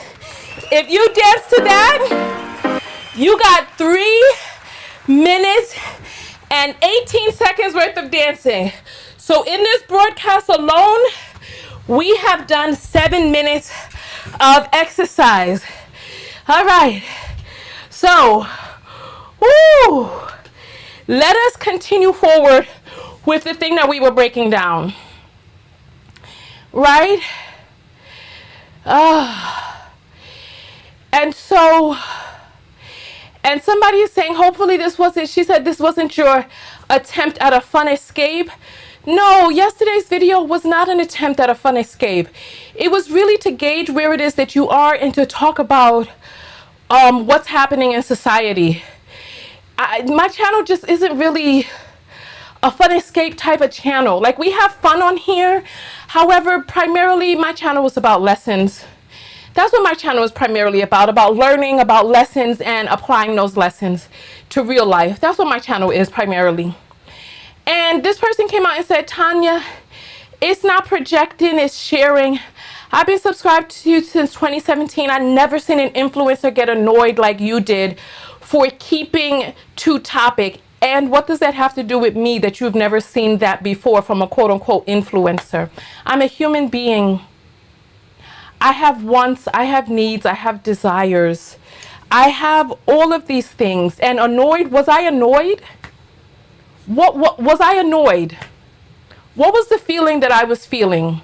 I was frustrated. I was put off. There were a lot of different things that I was feeling. However, I didn't end the broadcast. I didn't say F you all, get the F out. I didn't say none of that. I didn't say that your focus and emphasis on the external wasn't appreciated. I did not say thank you. What I did was I took responsibility for myself, how I was feeling, what it is that I needed in that moment, what I wanted, where I wanted the conversation to go. And I saw what was already happening and I decided to do what I felt was right for me. What does that have to do with anybody else? Like, seriously, I want to know. What does that have to do with other people feeling some sort of way? I don't understand it.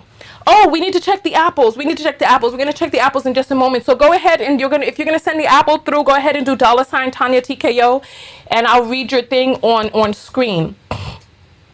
Right? And then she says here, as if we're unable to multitask, listen to you and compliment. Who are you talking for besides yourself? So now they're commenting under a string of comments. And now, as human beings often do, they form their gang. This person is not writing their own comment. Now they want to be cloaked in a consortium of other people that they feel the way that they do. Who is the we that you're talking about, and what does that have to do with me and my needs? That you're able to multitask, what does that have to do with what it is that I need? I wanted to have a conversation without a bunch of people focusing on the external. Well, were we able to accomplish that afterwards? Yes, we were. Nobody else who came into the broadcast was distracted by the braids. This is why I wear a uniform in my videos, where I wear the same colors, black throughout the year, white during the Christmas season. That is it. I have several of these shirts, and when we do the show, I put on the standard dress that I have. And that's why I wear a uniform. I wear a uniform so that people are not distracted, because we have a way of toyifying women so that we turn them into our toys. This could be just me, my ego perception or whatnot. I don't know, because I can't see beyond my own ego perception of this. Where we have a tendency to look at women, because what ended up happening is, years ago, I used to wear all different types of outfits, and people used to be like, oh, didn't you have on that outfit before? Oh, this, that, and the other. Oh, why don't you show us your outfits? Oh, do an outfit of the day. I used to have outfit of the day videos and all of that. I used to stand up and turn around and show myself for you all and be your pinup. I used to do that. I used to put myself on display for your pleasure. I don't do that anymore. People ask me to do ASMR because I have such a nice voice. No, I'm not going to prostitute this beautiful God-given voice that I was given by Goddess. I'm not going to prostitute it for people's arousal. I'm not going to do that. If you're going to hear my voice, you're going to be hearing my voice attached to some lessons or something that's going to help you become a better person, like some hypnotherapeutic MP3s. I can do that. But I'm not going to be up there talking about scratching the microphone. I ain't going to do that. Not me. Right? So now she's talking about them being able to multitask. Honey, this is what I'm saying. It is projection, because you're projecting your thoughts onto me. This is what I'm saying. People don't even know what projection is. And you're right. We shouldn't be excusing you, saying it may be hormones.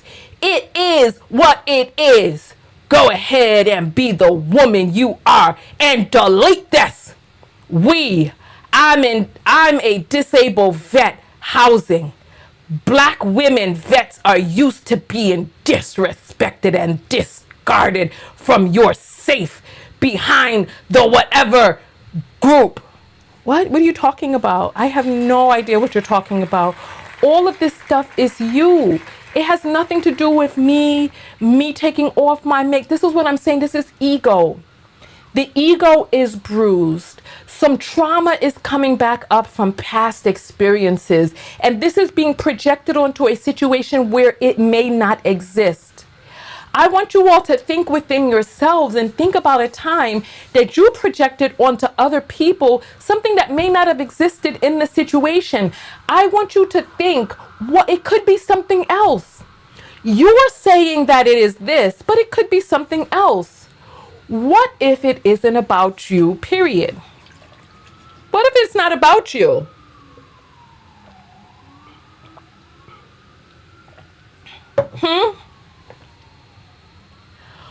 What if it is not about what you went through? What if it was about what I needed in that moment? What if it was about my own brokenness from long ago? What if it was about my own ego? What if it was that? Do we make space for other people? Do we have compassion for other people and what they may be going through? Do we?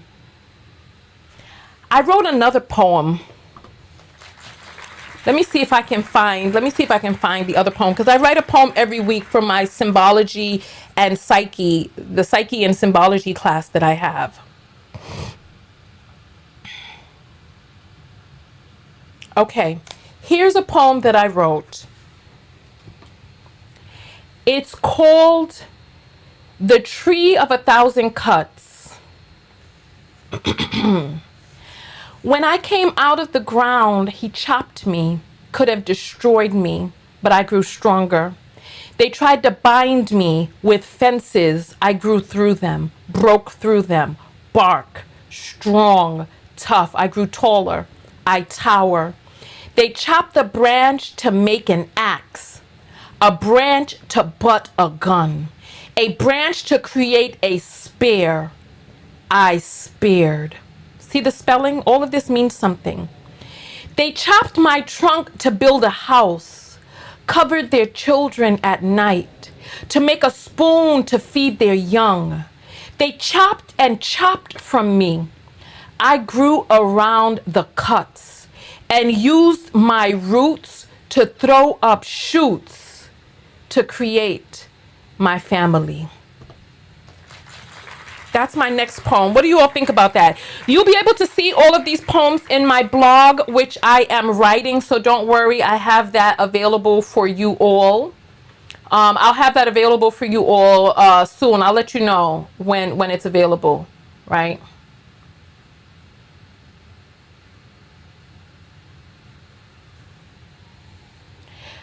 All right, so here.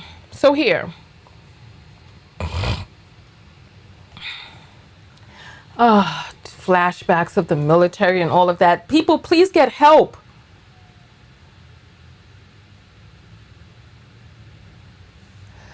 Okay, and then somebody says thank you. It was definitely an attempt at a fun escape, but it's cool. I don't know if they're talking about me in my videos, because my videos are not an attempt at a fun escape. They're not. Sometimes we will have a fun escape video, but not very often. I'm more about us being in reality, and really, because the only way that our world changes is when we change our world from the inside.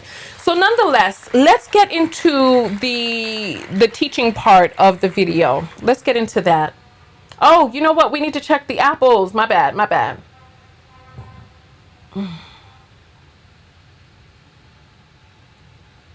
I'm refreshing. Okay. I don't see any new apples. If you send some, you have to let me know. Okay. Let's get into the teaching part of the video that I want you all to take a look up at. We're going to have some stuff on the screen. Where's my thing? I don't have it. Hold on. It closed, but let me go to I need to go to my email and get it back. Okay, right now we're going to talk about Edinger's, the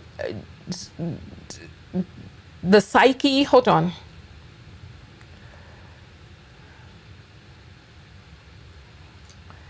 So Koja is saying sometimes we get the family we are born into and sometimes we get the family we make. It's not an either or.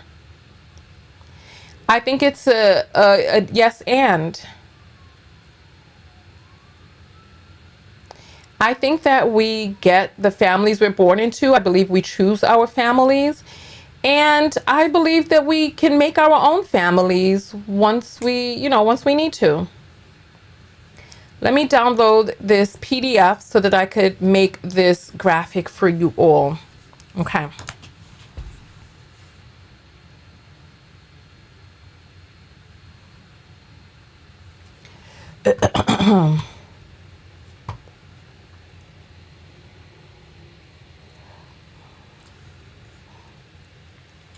Yeah, I believe that we have both.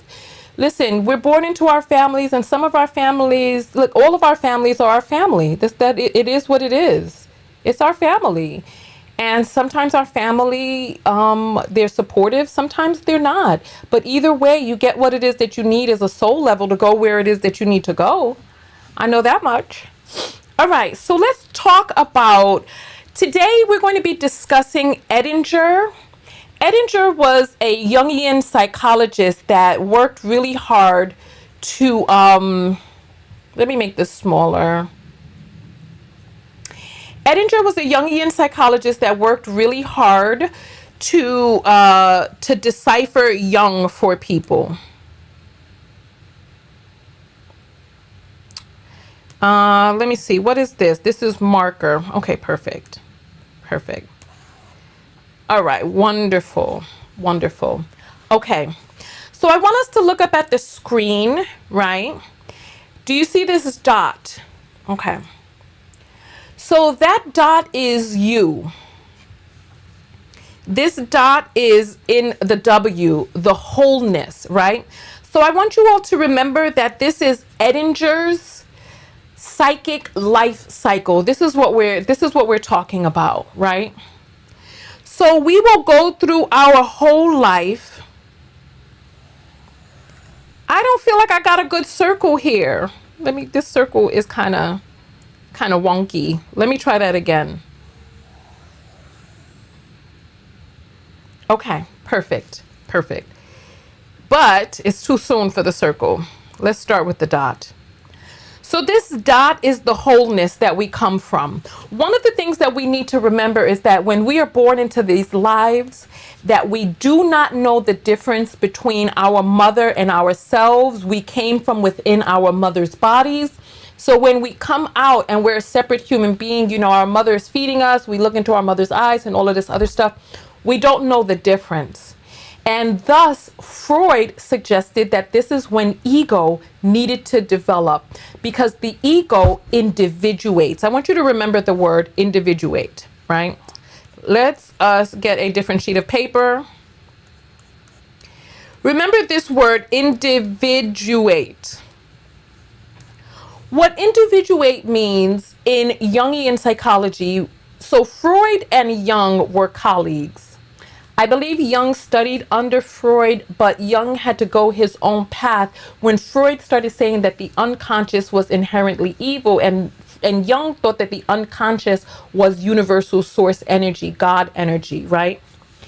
And so individuating, so let's see. So this is ego right here. And this is your mother, right? Your ego permeates into your idea of mother because you don't know the difference between mother and you. It is important for you to individuate, because when you individuate,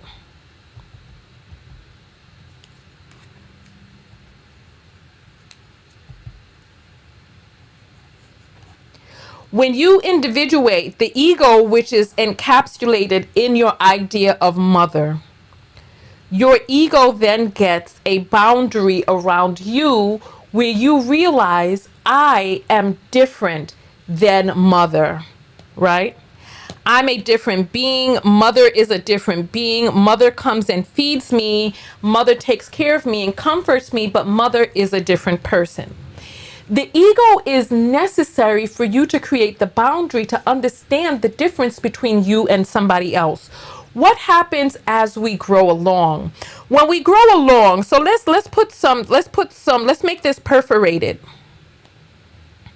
So when we're young, we don't really know mother is different than we are. We have these permeated senses of thought where we then start to get into fractionating, but that's going to be a topic for another day, right? Somewhere along the lines, you have to then separate yourself from mother. I am not mother. I am an individual. I need to individuate, right? So here, let's get to the next page. Once you individuate, here, I'm going to show you all a diagram, or I'm going to create a diagram for you all.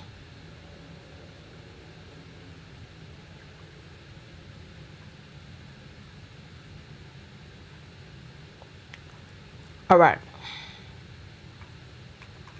If you're still rocking with me, put up a 3, because I know that the video is long and I know some of these topics may be complicated. If you're still with me, you hear what I'm saying, you know where we're at, right? So someone is asked, so Alexa is asking me, so this is Freud's idea of individuation, not Jung's, where individuation is the process by which you have successfully integrated the shadow. I'm not exactly sure. These are topics that are still new to me that I have not perfected. So I am still learning this, and I'm telling you where it is that I am at right now in my understanding. My understanding will develop more as I learn more. In these series, we need to get into Freud's theories and we need to get into Jung's theories. Yesterday, I learned a little bit about individuation and the ego and the self, and we're going to do a diagram on that really quickly. So I'm seeing some threes, so you all are still with me. Okay, I'm happy to hear that because I kind of feel like, you know, we're here, there, everywhere. We're dancing, we're coming back, we're talking about people, we're talking about ego. Okay, good, good, good. So you all are still with me. Wonderful, wonderful. Wonderful. All right. So this is a primitive early idea that I am still working on. This is something that exists out there from Jungian, right? So, but I don't have all of the information yet. I'm giving you the information that I have as of now, right? I don't know how many of you have seen this drawing before. This, I feel like this marker is too big. Let me get a smaller marker because this is, it's too much. It's too big. Okay. Okay, that's much better. So we have inside the circle, we have ego and we have self, right? We have ego and we have self. When we are young, we don't know the difference between ego and the self. As we continue to do more work, right? We have the self right here. And just like we were able to look and see, there are some things about our ego that we can see when we are triggered, when we get upset, when somebody butts up against a belief of ours that we're not even really sure is true or not, but it challenges our idea of the self. There is an intermeshing, right, of ego and the self, where we're able to see that this is a part of me, but it is not all of me. It's right there on top, right? And then as we go along in our journey, we have the self, and then we have this. We're able to see, oh, this is my ego. Like I am able to recognize, right, that long ago I was hurt by some teachers. And so I have a reflex when I feel, it may not be true, but I have this feeling that I have a reflex when I have this feeling that people are attempting to crouch upon my personal space. So I was molested when I was a little girl, right? I am very clear about boundaries. I was also raped. And one of the ways that I was raped is I was able to, that I allowed a person to have access to me. I gave them access and they took that access and their strength and overpowered me so that they were just able to do whatever the fuck it is that they wanted to do. And so I personally have very clear boundaries between me, somebody else, knowing that if I just go along with anything, that anything can happen. So I have to say, listen, this is me. That is you. I do not want this to happen. Yesterday, when I felt that the conversation was going in a direction, when it kept going and being distracted, I did what I needed to do for me. It has nothing to do with what you need. That's not my concern. You need to take care of your needs. I'm going to take care of mine. We do not have a relationship in which we are one-on-one and you are paying me to sit there in the energy of being your coach. I am not taking your stuff on. I'm not going to allow you to project onto me. I'm not going to allow your transference in this parasocial relationship. We are separate beings, right? I am able to see some instances of my ego, but I can't see all. Nobody is able to see all. When you're in romantic relationship, right? You and your partner you and your partner will have a relationship, and there will be certain things that are very spiky. There'll be certain conversations that are like, ouch. It's difficult to go there because I know that it's going to be a very spiky conversation. It's going to be one in which you feel wounded, in which your partner is acting irrational, in which there's this wounding of your ego, right? And I want you to be able to temper your ego so that you can see that when you have those irrational feelings of hurt, the irrational feelings of retreat, that could just be your ego. How do you know whether or not it's your ego or whether or not you are truly being encroached upon? Here, trust. Trust. You can go to a third party, somebody who is in your circle, an elder, who can speak to you objectively and from a removed place. The person has to be able to speak to you from a removed, non-judging place, right? The goal in Jungian psychology is when the self, let me make that circle a little better. When the self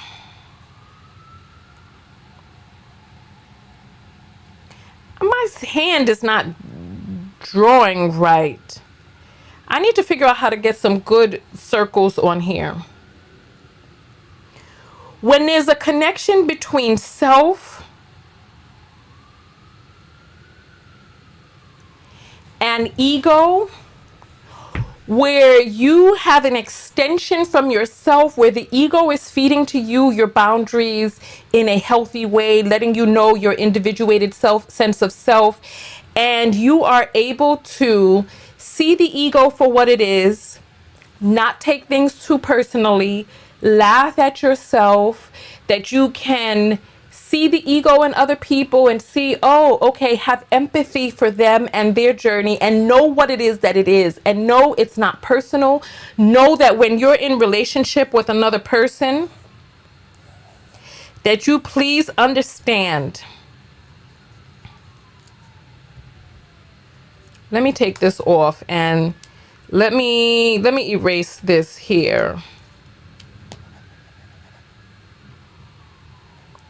And let me talk about the relationship when you're in relationship with other people, right? Like, let's say you have your partner or whatnot, or a sister or a friend or girlfriend or whatnot, anyone. I want you to realize that when you are in relationship with another person, that could be a smile or two people kissing or just a connection between the two. I want you to realize that when you're in relationship, that you have this ego presence within you, and you have this ego presence within other people, right? And we are going to be having a retreat at either at the very end of this year or the very beginning of next year. So please make sure that you're on my mailing list so that you get information about the retreats that we're having, right? Please understand that there will be times where a person will butt up against your ego and it'll create a very spiky response. There will be times that you butt up against another person's ego and it'll create a very spiky response. And then there will be other times where two egos, this is when things get really bad. When the two egos butt up against one another, why is this problematic? It's problematic when a person, let's say this person has an inflated sense, their ego is inflated. They're like, I don't have an ego. I don't do anything wrong. You are the one who is wrong. I can do everything. I have no humility. This is when things can go very much awry, right? When your ego and another person's ego, they're butting up against one another, and no one is able to have the humility to have the conversations, to be like, especially after you've calmed down and you're able to kind of distance yourself from your programming and see that this may just be an egoic response, right? If you're with me, you listen, you all are so quiet. What's going on? Why are you all so quiet? Let me know you're still with me. Joyce is with me. If you're still with me, put up a 3.0 so that I know that you're still with me, okay?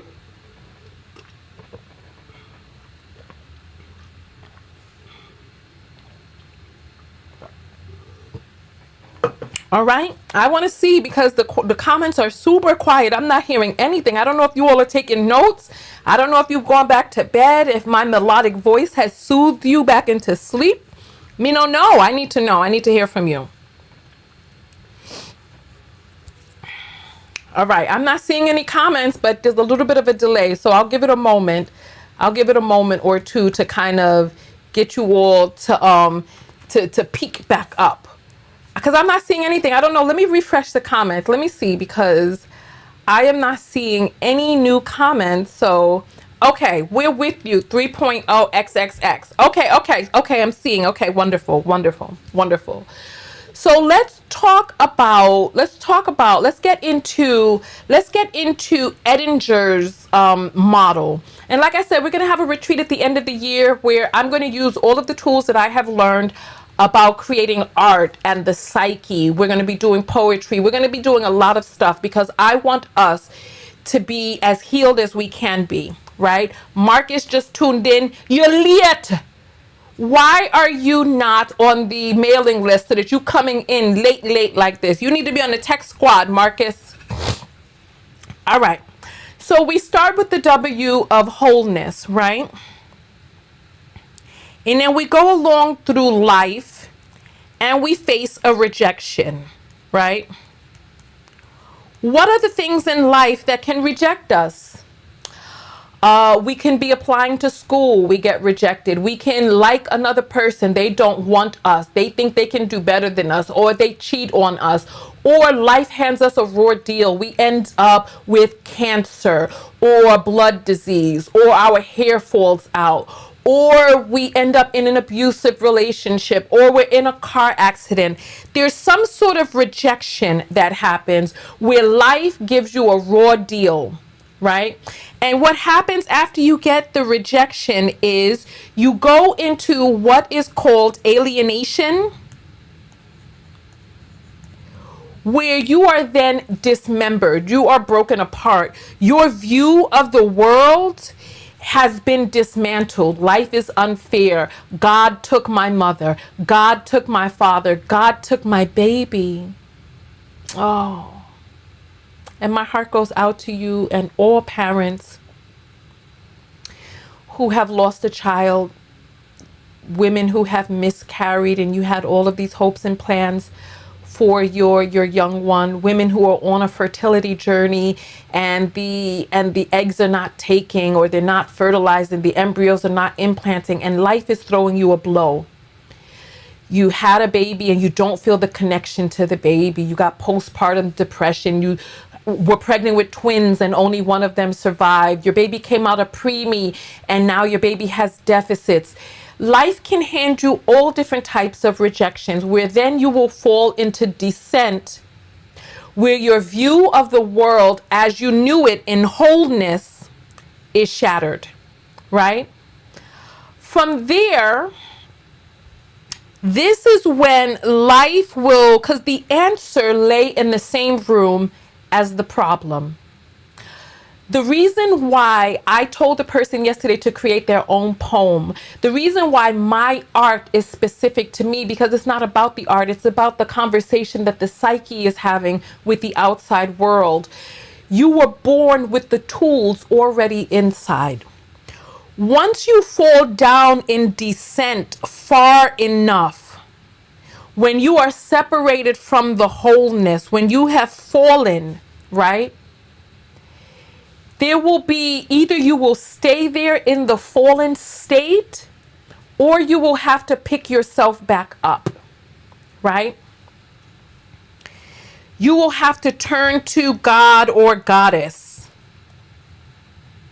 You will have to turn to meditation or yoga, or travel, or therapy, or something Something to bring you back into wholeness. Gardening did it for me. When I was out there in the garden, those plants spoke to me. I'm telling you, they spoke to me. They told me the theories and the history of life. The plants communicated to me. Nobody can tell me different. They did. How many of you out there garden? If you garden, throw up a G-O-G.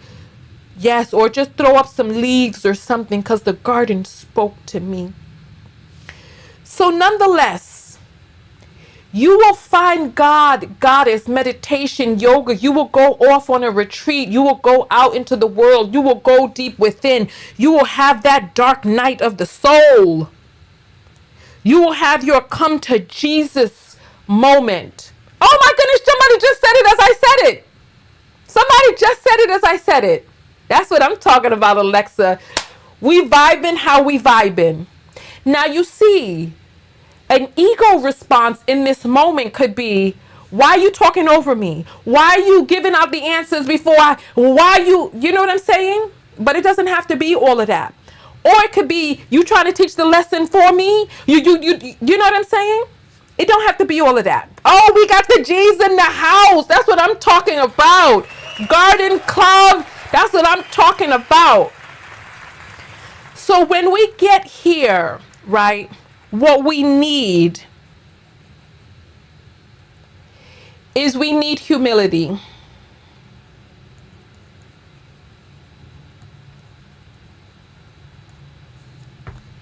We need humility. We need humility to help us realize, okay, I am but a person in this cog on this wheel of life. I am a human. I am fallible. There are things that I can learn, right? If you don't find that humility, if you don't find that reconnection into practice, the religion, the religio, as some call it, right? You will then sink into a disassociation or a depression. And you can stay in this disassociation or this depression for as long, you can stay there for the rest of your life. Or you can come to acceptance. You know what? This happened. I lost my baby. I lost my mother. My father is gone. My husband went to work, sat down on the couch and had a heart attack, and now I'm alone. My body is changing. I have this thing that's going on. You can find meaning in it, and you can accept where it is that you are, what has happened, right? And when you find true acceptance, when these things that we talked about on the other page, let me see if I can get my pages up. When these things we talked about, these prickly things that the ego is so sensitive to, when we get on the other side of those prickly things and we get back to, when we get to acceptance, right? We can then come back around to a feeling close to wholeness, right? This is how they say that healing is like an onion. Why? Why do they say healing is like an onion? They say healing is like an onion because this is just one thing. Our lives will never be free of this because we are on a journey of the souls. It'll come right back around, and then this is like a spiral.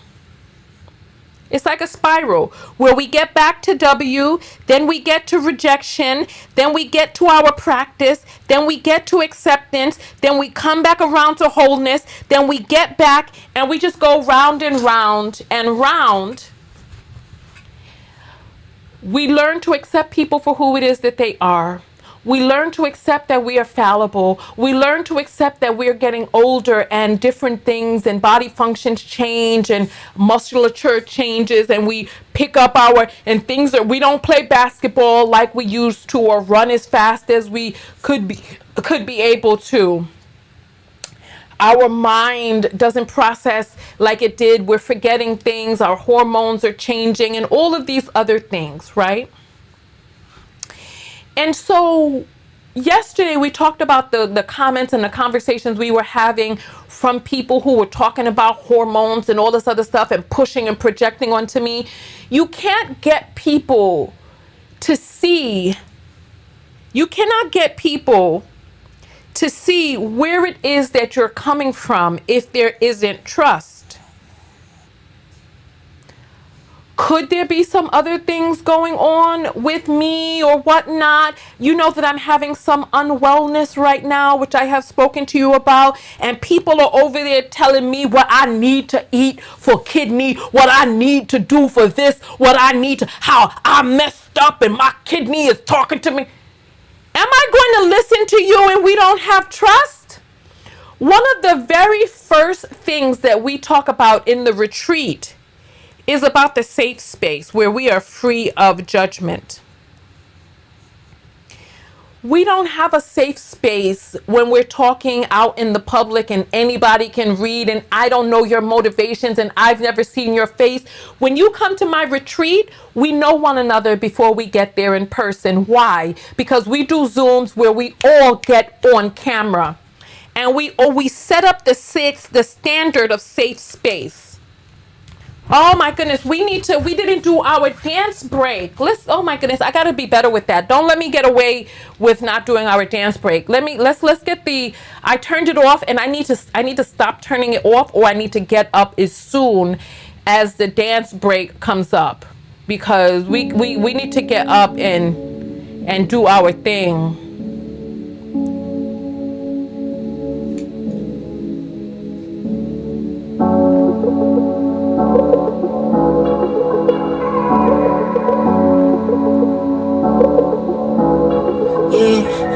Okay. What's up? I've been on a paper chase for months. I'm not really in the mood for that. Let's see what else we got. What is this? Not really in the mood for that either. Come and get it. Should we do some bounce music? Let's see.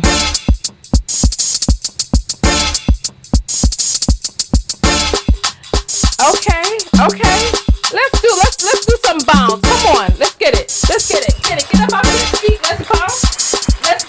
And it's a ticket talking magic for the biggest. That's a comma and a comma and a comma. Gotta get it. And it's a ticket talking magic for the biggest. That's a comma and a comma and a comma. Gotta get it. A comma and a comma and a comma. Gotta get it. Comma and a comma. Gotta get it. And it's a ticket talking magic for the biggest. That's a comma and a comma and a comma. Gotta get it. A comma and a comma and a comma. Gotta get it. Comma and a comma. Gotta get it. And it's a ticket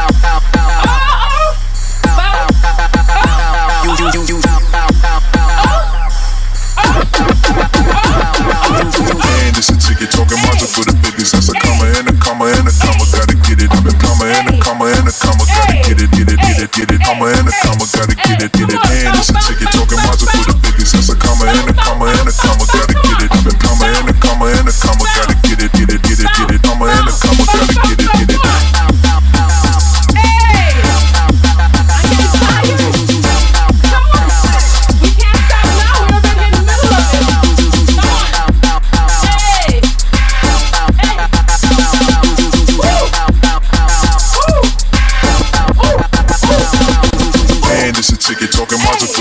That's a comma and a comma and a comma, gotta get it. A comma and a comma and a comma, gotta get it. Comma and a comma, gotta get it. And it's a ticket talking magic for the biggest. That's a comma and a comma and a comma, gotta get it. A comma and a comma and a comma, gotta get it. Comma and a comma, gotta get it.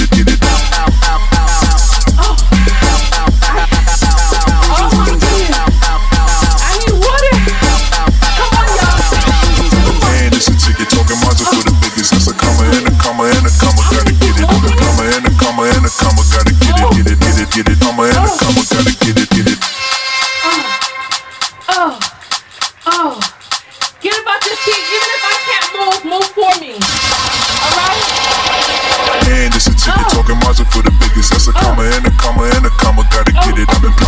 comma and a comma, gotta get it, get it, get it, get it. Comma and a comma, gotta get it, get it. And it's a ticket talking margin for the biggest. That's a comma and a comma and a comma, gotta get it. I've been comma and a comma and a comma, gotta get it, get it, get it, get it. Comma and a comma, gotta get it, get it. And it's a ticket talking margin for the biggest. That's a comma and a comma and a comma, gotta get it. I've been comma and a comma and a comma, gotta get it, get it, get it, get it. Comma and a comma, gotta get it, get it. And it's a ticket talking margin for the biggest. That's a comma and a comma and a comma, gotta get it. I've been comma and a comma and a comma, gotta get it, get it, get it, get it. Comma and a comma, gotta get it, get it. Gotta get it, get it.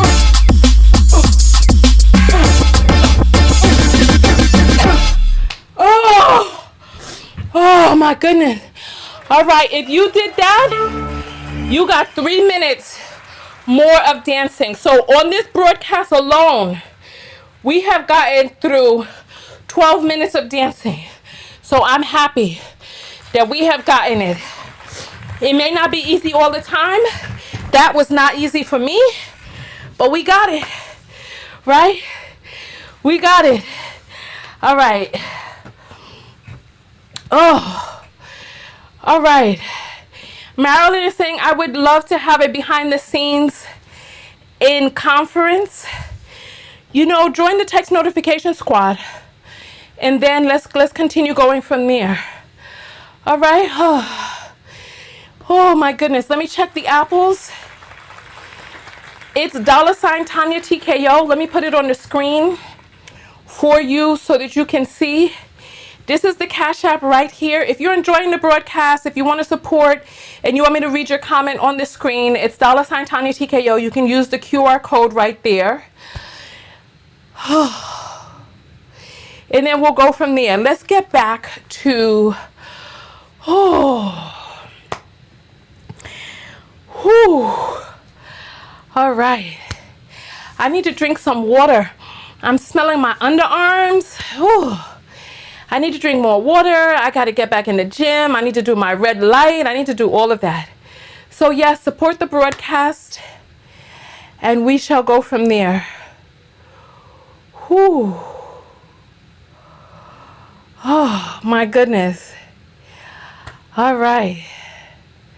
Join the text notification squad. That's another way you can support. It's $1.99 a month or $4.99 a month if you're international, or $22 for the year, or I believe it's $49 for the year if you're international, and you'll get a text.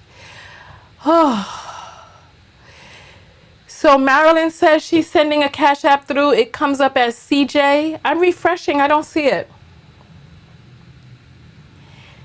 Make sure you're sending it to $ Tonya TKO. It's a verified account so that you know you're sending it to the right place. I'm not seeing it yet. Maybe it's going to take a moment to come through. Let's go back into our lesson, right? Oh, the thing is not on the screen anymore. Let me, there we go. All right. Oh, that was really good. That was really good. All right. Okay. So when it comes to your ego, how do you know whether or not you're just being egoic? How do you know, right? There are many people. So listen, you need to have a trusted circle. Who are the people that you're going to have in your trusted circle? You're going to need to be able to have people in your trusted circle whom you vetted, who you know have your best interests at heart. Sometimes this trusted circle can have elders. Sometimes the trusted circle can have vetted people who you know are going to speak to you fairly and objectively. Sometimes the vetted circle will have loved ones. And this vetted circle needs to be able, you need to be able to be in a relationship with people who can tell you the truth. And they can deliver this truth in a way that is kind. So, you know, there are different people who will confront in different ways. I believe that the best way for us to receive information is when it comes in a way that is kind. And when the person is trusted, there are times that they can speak to you very forthrightly. They need to be able to be open with you. Do you have people like that in your life who can call you on your bullshit? Who can call you on, because like, listen, I have had many people, I've had many people behind the scenes who have supported me in different ways. And I had one particular person who I would be like, oh, I feel this way about XYZ. And they'd be like, yeah, I feel you. That's right. That is right. And then I would change my mind after doing some self-reflection and be like, you know what? I realized that this was not the best way, that this is and the person would be like, yeah, that's right. That's right. And I'm like, and I had to call the person on it. I was like, how do I know what's right when you're saying everything and anything that I say is right? So is this person truthful? Are they open? Are they kind? Are they speaking to you? Because they can be kind and they may not be truthful. They may not even be open. However, we have to have a way of checks and balances where we can have people who we trust, who are objective, and will call us out on our bullshit. Because we all, listen, we all have ego. I have ego, you have ego. Sometimes our ego butts up against one another, and sometimes we act irrationally. But the ego is there to protect us. And sometimes the ego becomes inflated. We have an inflated sense of self and grandiosity. And this is when things can begin to go awry. Healthy ego is healthy because you're able to discern the difference and have boundaries and be able to individuate and know yourself from other people. Right? All right. Marcus is saying they were just kissing your blank. Yeah, yeah. And we got an apple that has come in from Hannah. Let's see what Hannah has to say. Let me see. Hannah has sent through $10 and says support. Thank you, Hannah. I appreciate the love and support. Why is not letting me give you some hearts? Oh, let me click inside then and send some hearts. I send some hearts through. Thank you, Hannah. I appreciate that. Thank you. Thank you. We have to have people who can do the checks and balances, because we all have ego and we all have to constantly be on this journey. We have to constantly be on this journey of finding our way back to wholeness in different areas, where we are constantly going in, evaluating, finding our practice, getting connected to divine, having humility, getting acceptance, and then coming back and going through the spiral. When we get to the center here, this is when we're on guru status, and there may not be any need for us to come back and incarnate. We just be like, okay, you got it. You earthlings have it now. You got it. I'm done with the incarnation. I'm done with the incarnation. And so I found this very helpful for me. You can come back and watch this video as you see fit. We were on here for 2.5 hours, so this was a lengthy video, but in the 2.5 hours we got ourselves 12 minutes of exercise. We needed to have more exercise. We spent some time not moving, but it's all right. We're here now. We're here now. So nonetheless, I want to see what we've learned. What have we learned? I'm going to open up the phone lines. I want you all to tell me. So we are live. One of the best parts about being live is that we can interact live. I want you all to tell me what you've learned from today's broadcast. How has today's broadcast shifted your perspective? That last dance really, like, boof, that was good. Like, I feel really good after that last dance. Here we go. Phone lines are open, 323-488-3149. Phone line is open. I'm taking calls right now so that you can tell me what you learned from today's broadcast? What shifted in your perspective? What, oh, I'm tired. I need food too. I've only had my protein shake. That's probably why I ran out of steam back there with that bounce. I started and then it just was like bounce, bounce, bounce, bounce, bounce. But I kept it up. I really had to get into a mind state at the end to keep moving. And I'm glad I did. I try to get in 25 minutes of movement each day. I have gotten in 13 minutes. So I have like another 12 minutes and yeah. So listen, I love you all very, very much. I really, really do. I love you all. I need you to love yourself enough to do the internal work. 323-488-3149. That's the phone lines. So I would love for someone to call in. Elle, if you're able to call in, please do, since you have the number and you're right there. You could get the party started. Let's get this party started. Whew. Hannah, you can call in if you can, because sometimes people are at work, which is cool. You can just tell me what it is that you learned in the comments area, or you can call in. I'm leaving the phone open for those who prefer to talk. Oh my gracious goodness. All right. Today's broadcast was a doozy. This is a long broadcast. So all right. First phone call in. Let me check the airwaves. All right. 323. Koja, you know for your self-love lesson that these self-love lessons are stated from the positive affirmative. So when you put the word not in the beginning, anywhere in it, do not have the word not in your self-love lesson. But I want you all to tell me what it is that you've learned, a difference in perspective, a different way of thinking. When I saw this diagram yesterday, I had an aha moment. I decided to share it all with you as I develop this technique and the understanding more, because I'm going to be diving into Edinger and Jung and all of that. So let me hear from you. Koja, are you able to call in today? I got to get me some food, y'all. And I'm so glad I have my meal preps downstairs so I don't have to cook. I could just jump in and just heat up my food, eat my salad.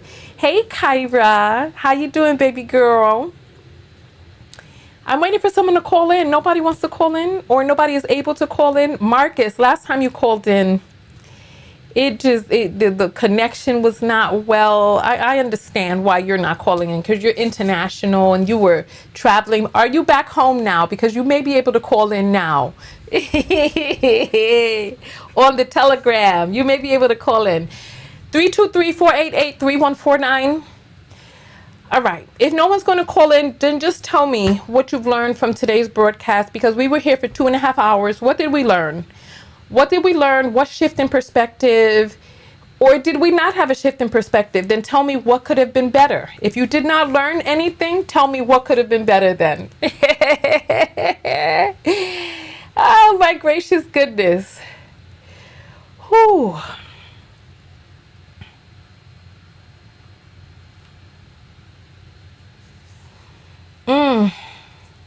So I don't do my own meal prep. I order my meal prep in from 2 different companies. One that provides cooked foods, and one that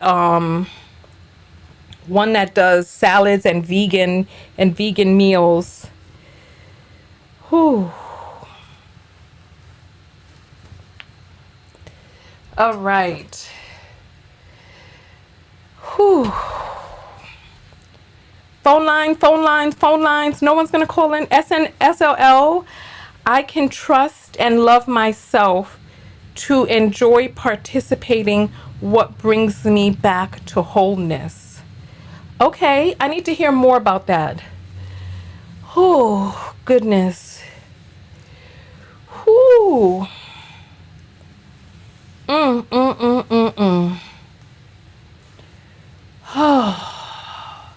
I think I'm going to, after this, see, the thing is, I have a lot of things that I need to do today. So I'm wondering whether or not I am going to run some of the errands I need to do, or just kind of stay close to home base. That's what I'm curious about. All right. Whew. Okay, I can trust and love myself and joy. This was outstanding. People don't know they project on others and the problems it creates. Let's talk about ourselves. Let's talk about whether or not we know whether or not we project onto others and what we can do. How do you know when you're projecting? How do you know when you're putting your stuff onto other people? How do you know that? How can you separate between, oh, this is about them and I'm making this about me? How do you know? Because this really isn't, it's never about other people. It's really about us. So how do you know? I will complete my life test now and advance. I hear you. I hear you. So what is your life test, Koja? What life test are you dealing with right now? Do you need help getting onto the other side? And do you have the assistance? Are you utilizing the assistance of a therapist? Are you utilizing, thank you, Miriam. I learned that our ego can be our protection. The light roots is fire. Thank you. Thank you. I want us to, okay, listen, if you're going to comment on my hair and whatever else there is, make sure that you have already spoken about what you've learned from today's video. That is all I ask of you, because it's not about the hair or the firelight roots or none of that. It is about you and where it is that you have journeyed. And you know what? Maybe that is my ego speaking. Maybe I should not care about whether or not my videos are landing. The thing about it is that I am investing my time in these videos, my life. I'm giving away a lot of information and techniques for quote unquote free. I am paying to give you all this information. YouTube does not pay for these videos right now. There's so few people on Facebook that they're not even registering how many people are on Facebook. They're just sending the data there. Right? So for me, what I would like, maybe it's my ego that's asking for it. I want to know what it is that you've learned. Otherwise, then what's the point of me even coming out here? That's the way I see it. But that could be ego talking, but how do I stay on top of that? Right? So Koja says, I'm good. I am on my Vyvanse. I don't know what that means. Oh, is Vyvanse like a medication or something? I'm not sure. I've not heard of it. Okay. So let's go ahead and jump into the self-love lessons. I want you to type SLL. I want you to type SLL, and I want you to tell me what your self-love lesson from today's video is. I'm going to go ahead and close up the phone lines because nobody, let me turn it off. I know it's the middle of the day. People are working and all of that. So Nichelle says, I learned when someone projected on me and how it made me feel. So I'm more mindful of doing it to others. Self-awareness. Okay. Yes, ma'am. I've been watching you for years. I just come to watch you, not necessarily for the therapy. My ego right now is my ego is like, block her. Remove her. She's not here for nothing. That's what my ego is saying. And I'm noticing it, and I'm like, it's okay if people just come. The soil, the seed is being planted in the soil. That because I'm like, how dare this person say this? That's what my ego is saying. My ego is like, how dare this person? Like, I'm over here asking for self-love lessons. You going out of your way to tell me that you just come to watch, that you don't care about no lessons. So my ego is like, she don't need to be here. She just taking. Block her. But my other part is like, I can recognize that's an ego reflex. That's the reflex of the ego. And I can say, well, you know what? I can't control people. I can plant the seed, and maybe one day the seed will blossom if the soil is conducive enough for the seed to blossom, right? Hannah says, I'm grateful for my life path. I love that. I love that. Naomi says, practice a mindfulness before engaging with the world. Meditation is great for this. I learned a lot from my inner dialogue, and I can see how much I've picked up and created to protect myself. Okay, wonderful, wonderful, wonderful. Okay, okay, okay. Question everything, including my perspective. Okay, okay, okay. I see that. I see that. Being aware and using discernment to question. Since I am now a mother, I think that I should work on my ego so I don't project onto my daughter and she can learn and emulate positive energy. I hear you. I hear you. However, let's see how we can remove the word should, and let's see how we can take away the word don't. How can we reword our self-love lesson so that we're not talking about what we should do? Because should is a judgment, is judgment based. So there's judgment in that. I should do this. Why? Why should you do that? Let's talk about what it is that we do want. So let's talk about how we want to foster our children with, you know, with what? What is it that you want to give your daughter? Not what you don't want to give, but what do you want to give? Okay. Crystal says, I've learned not to take things personal since most of us are operating through ego. So let's see. Okay. Okay. I wonder if we can write that sentence without the word not. Okay. How can we reword that sentence so that the word not is in there? So instead of not taking things personally, how about if we say, I can recognize things for what they are and understand that these are things associated with other people. I have things associated with me. And let's see if we can rewrite it that way so that we are talking about what it is that we do want. Okay, I love these. I love these. Keep these going. And I'm going to talk about my self-love lesson from today's broadcast. Oh my gracious goodness, right? My self-love lesson, right? Whew. Whew. My self-love lesson is about noticing the triggers, noticing when what can I identify as a trigger of my ego. My self-love lesson is about identifying the trigger, identifying when I feel overstepped, like when that person wrote that comment and I was like, oh, block her, right? I can recognize that is it's an irrational ego response. I can recognize that there's no real basis for that besides me feeling hurt by a person, because what I heard, let me tell you what I heard when the person wrote that. What you're saying isn't important. I'm just here for entertainment. Fuck what you got to say. You learn from you. This is what my ego heard. That's what my ego heard. And so when my ego heard that, my ego was like, block this person. But that's not what the person said. There could be many different things that the person meant. And what does it really have to do with me?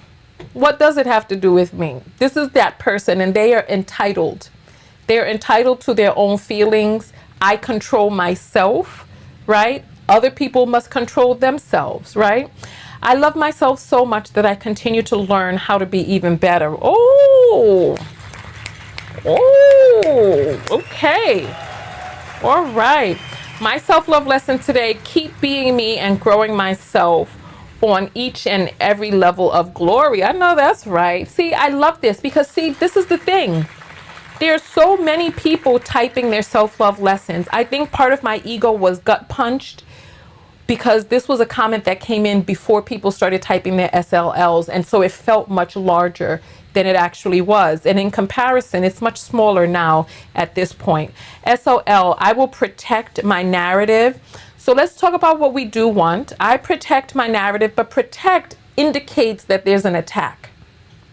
When something is being protected, there's an attack.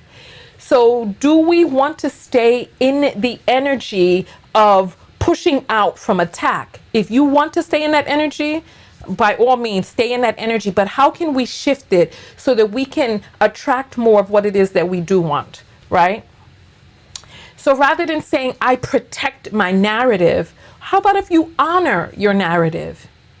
I honor my narrative. See, because now you're talking about lowering your ego. So let's talk about, okay, but yeah, lowering ego. Let's talk about let's see if I respect my narrative and look for the boundaries of my ego, look for the boundaries of healthy ego expression. I don't know. Let's talk about that. I do not do super chat. I do Cash App, but when I get my app, you all will be able to send apples within the app. Like, I want you all to get ready, because when I get my app, all of these comments that we see on the screen are going to be comments that are going to be put into my app, right? And so you'll be able to send apples from within the app. I'll also be able to send you apples for best comments and stuff like that. So as I grow, I realize true confidence comes from, and I see the word not. So I want to see how we can reword this without the word not, but let's see what it finished saying. Confidence comes from not proving I'm right, but from embracing the ability to learn from others, keeping my ego in check, and strengthening my relationships. So we can make that whole sentence without the word not in it. True confidence comes from my ability to learn from others, to keep ego in check, strengthen my relationships. We don't even have to have the word not in there, right?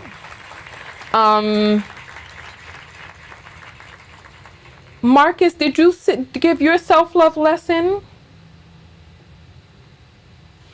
So Nichelle says her self-love lesson is, my peace is paramount, because the first part of it has non in it.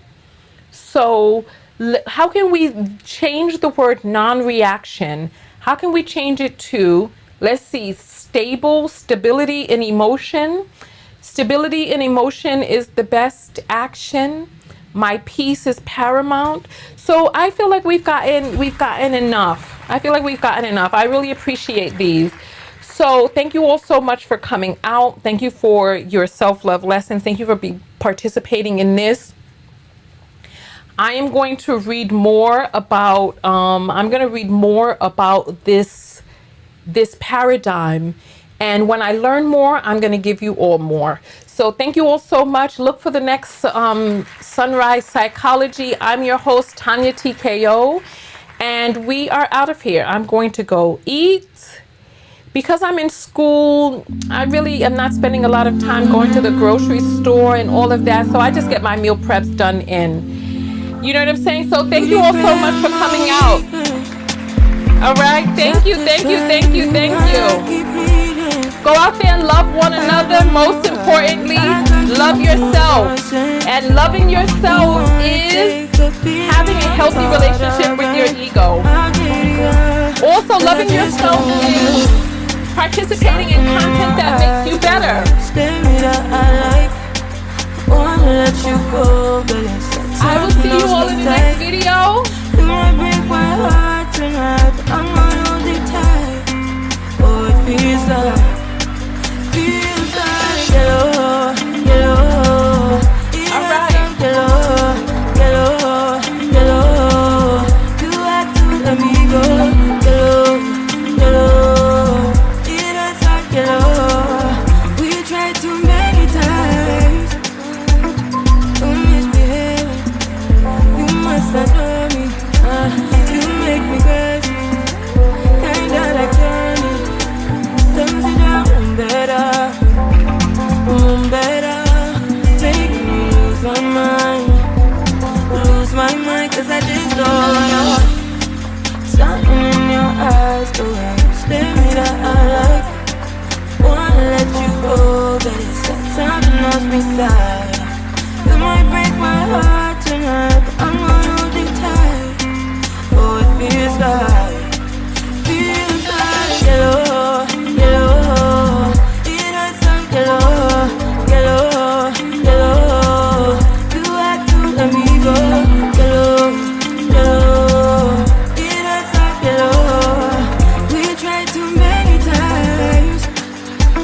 got me feeling cool, you got me feeling blue. Something about you so see-through, something just ain't right by you.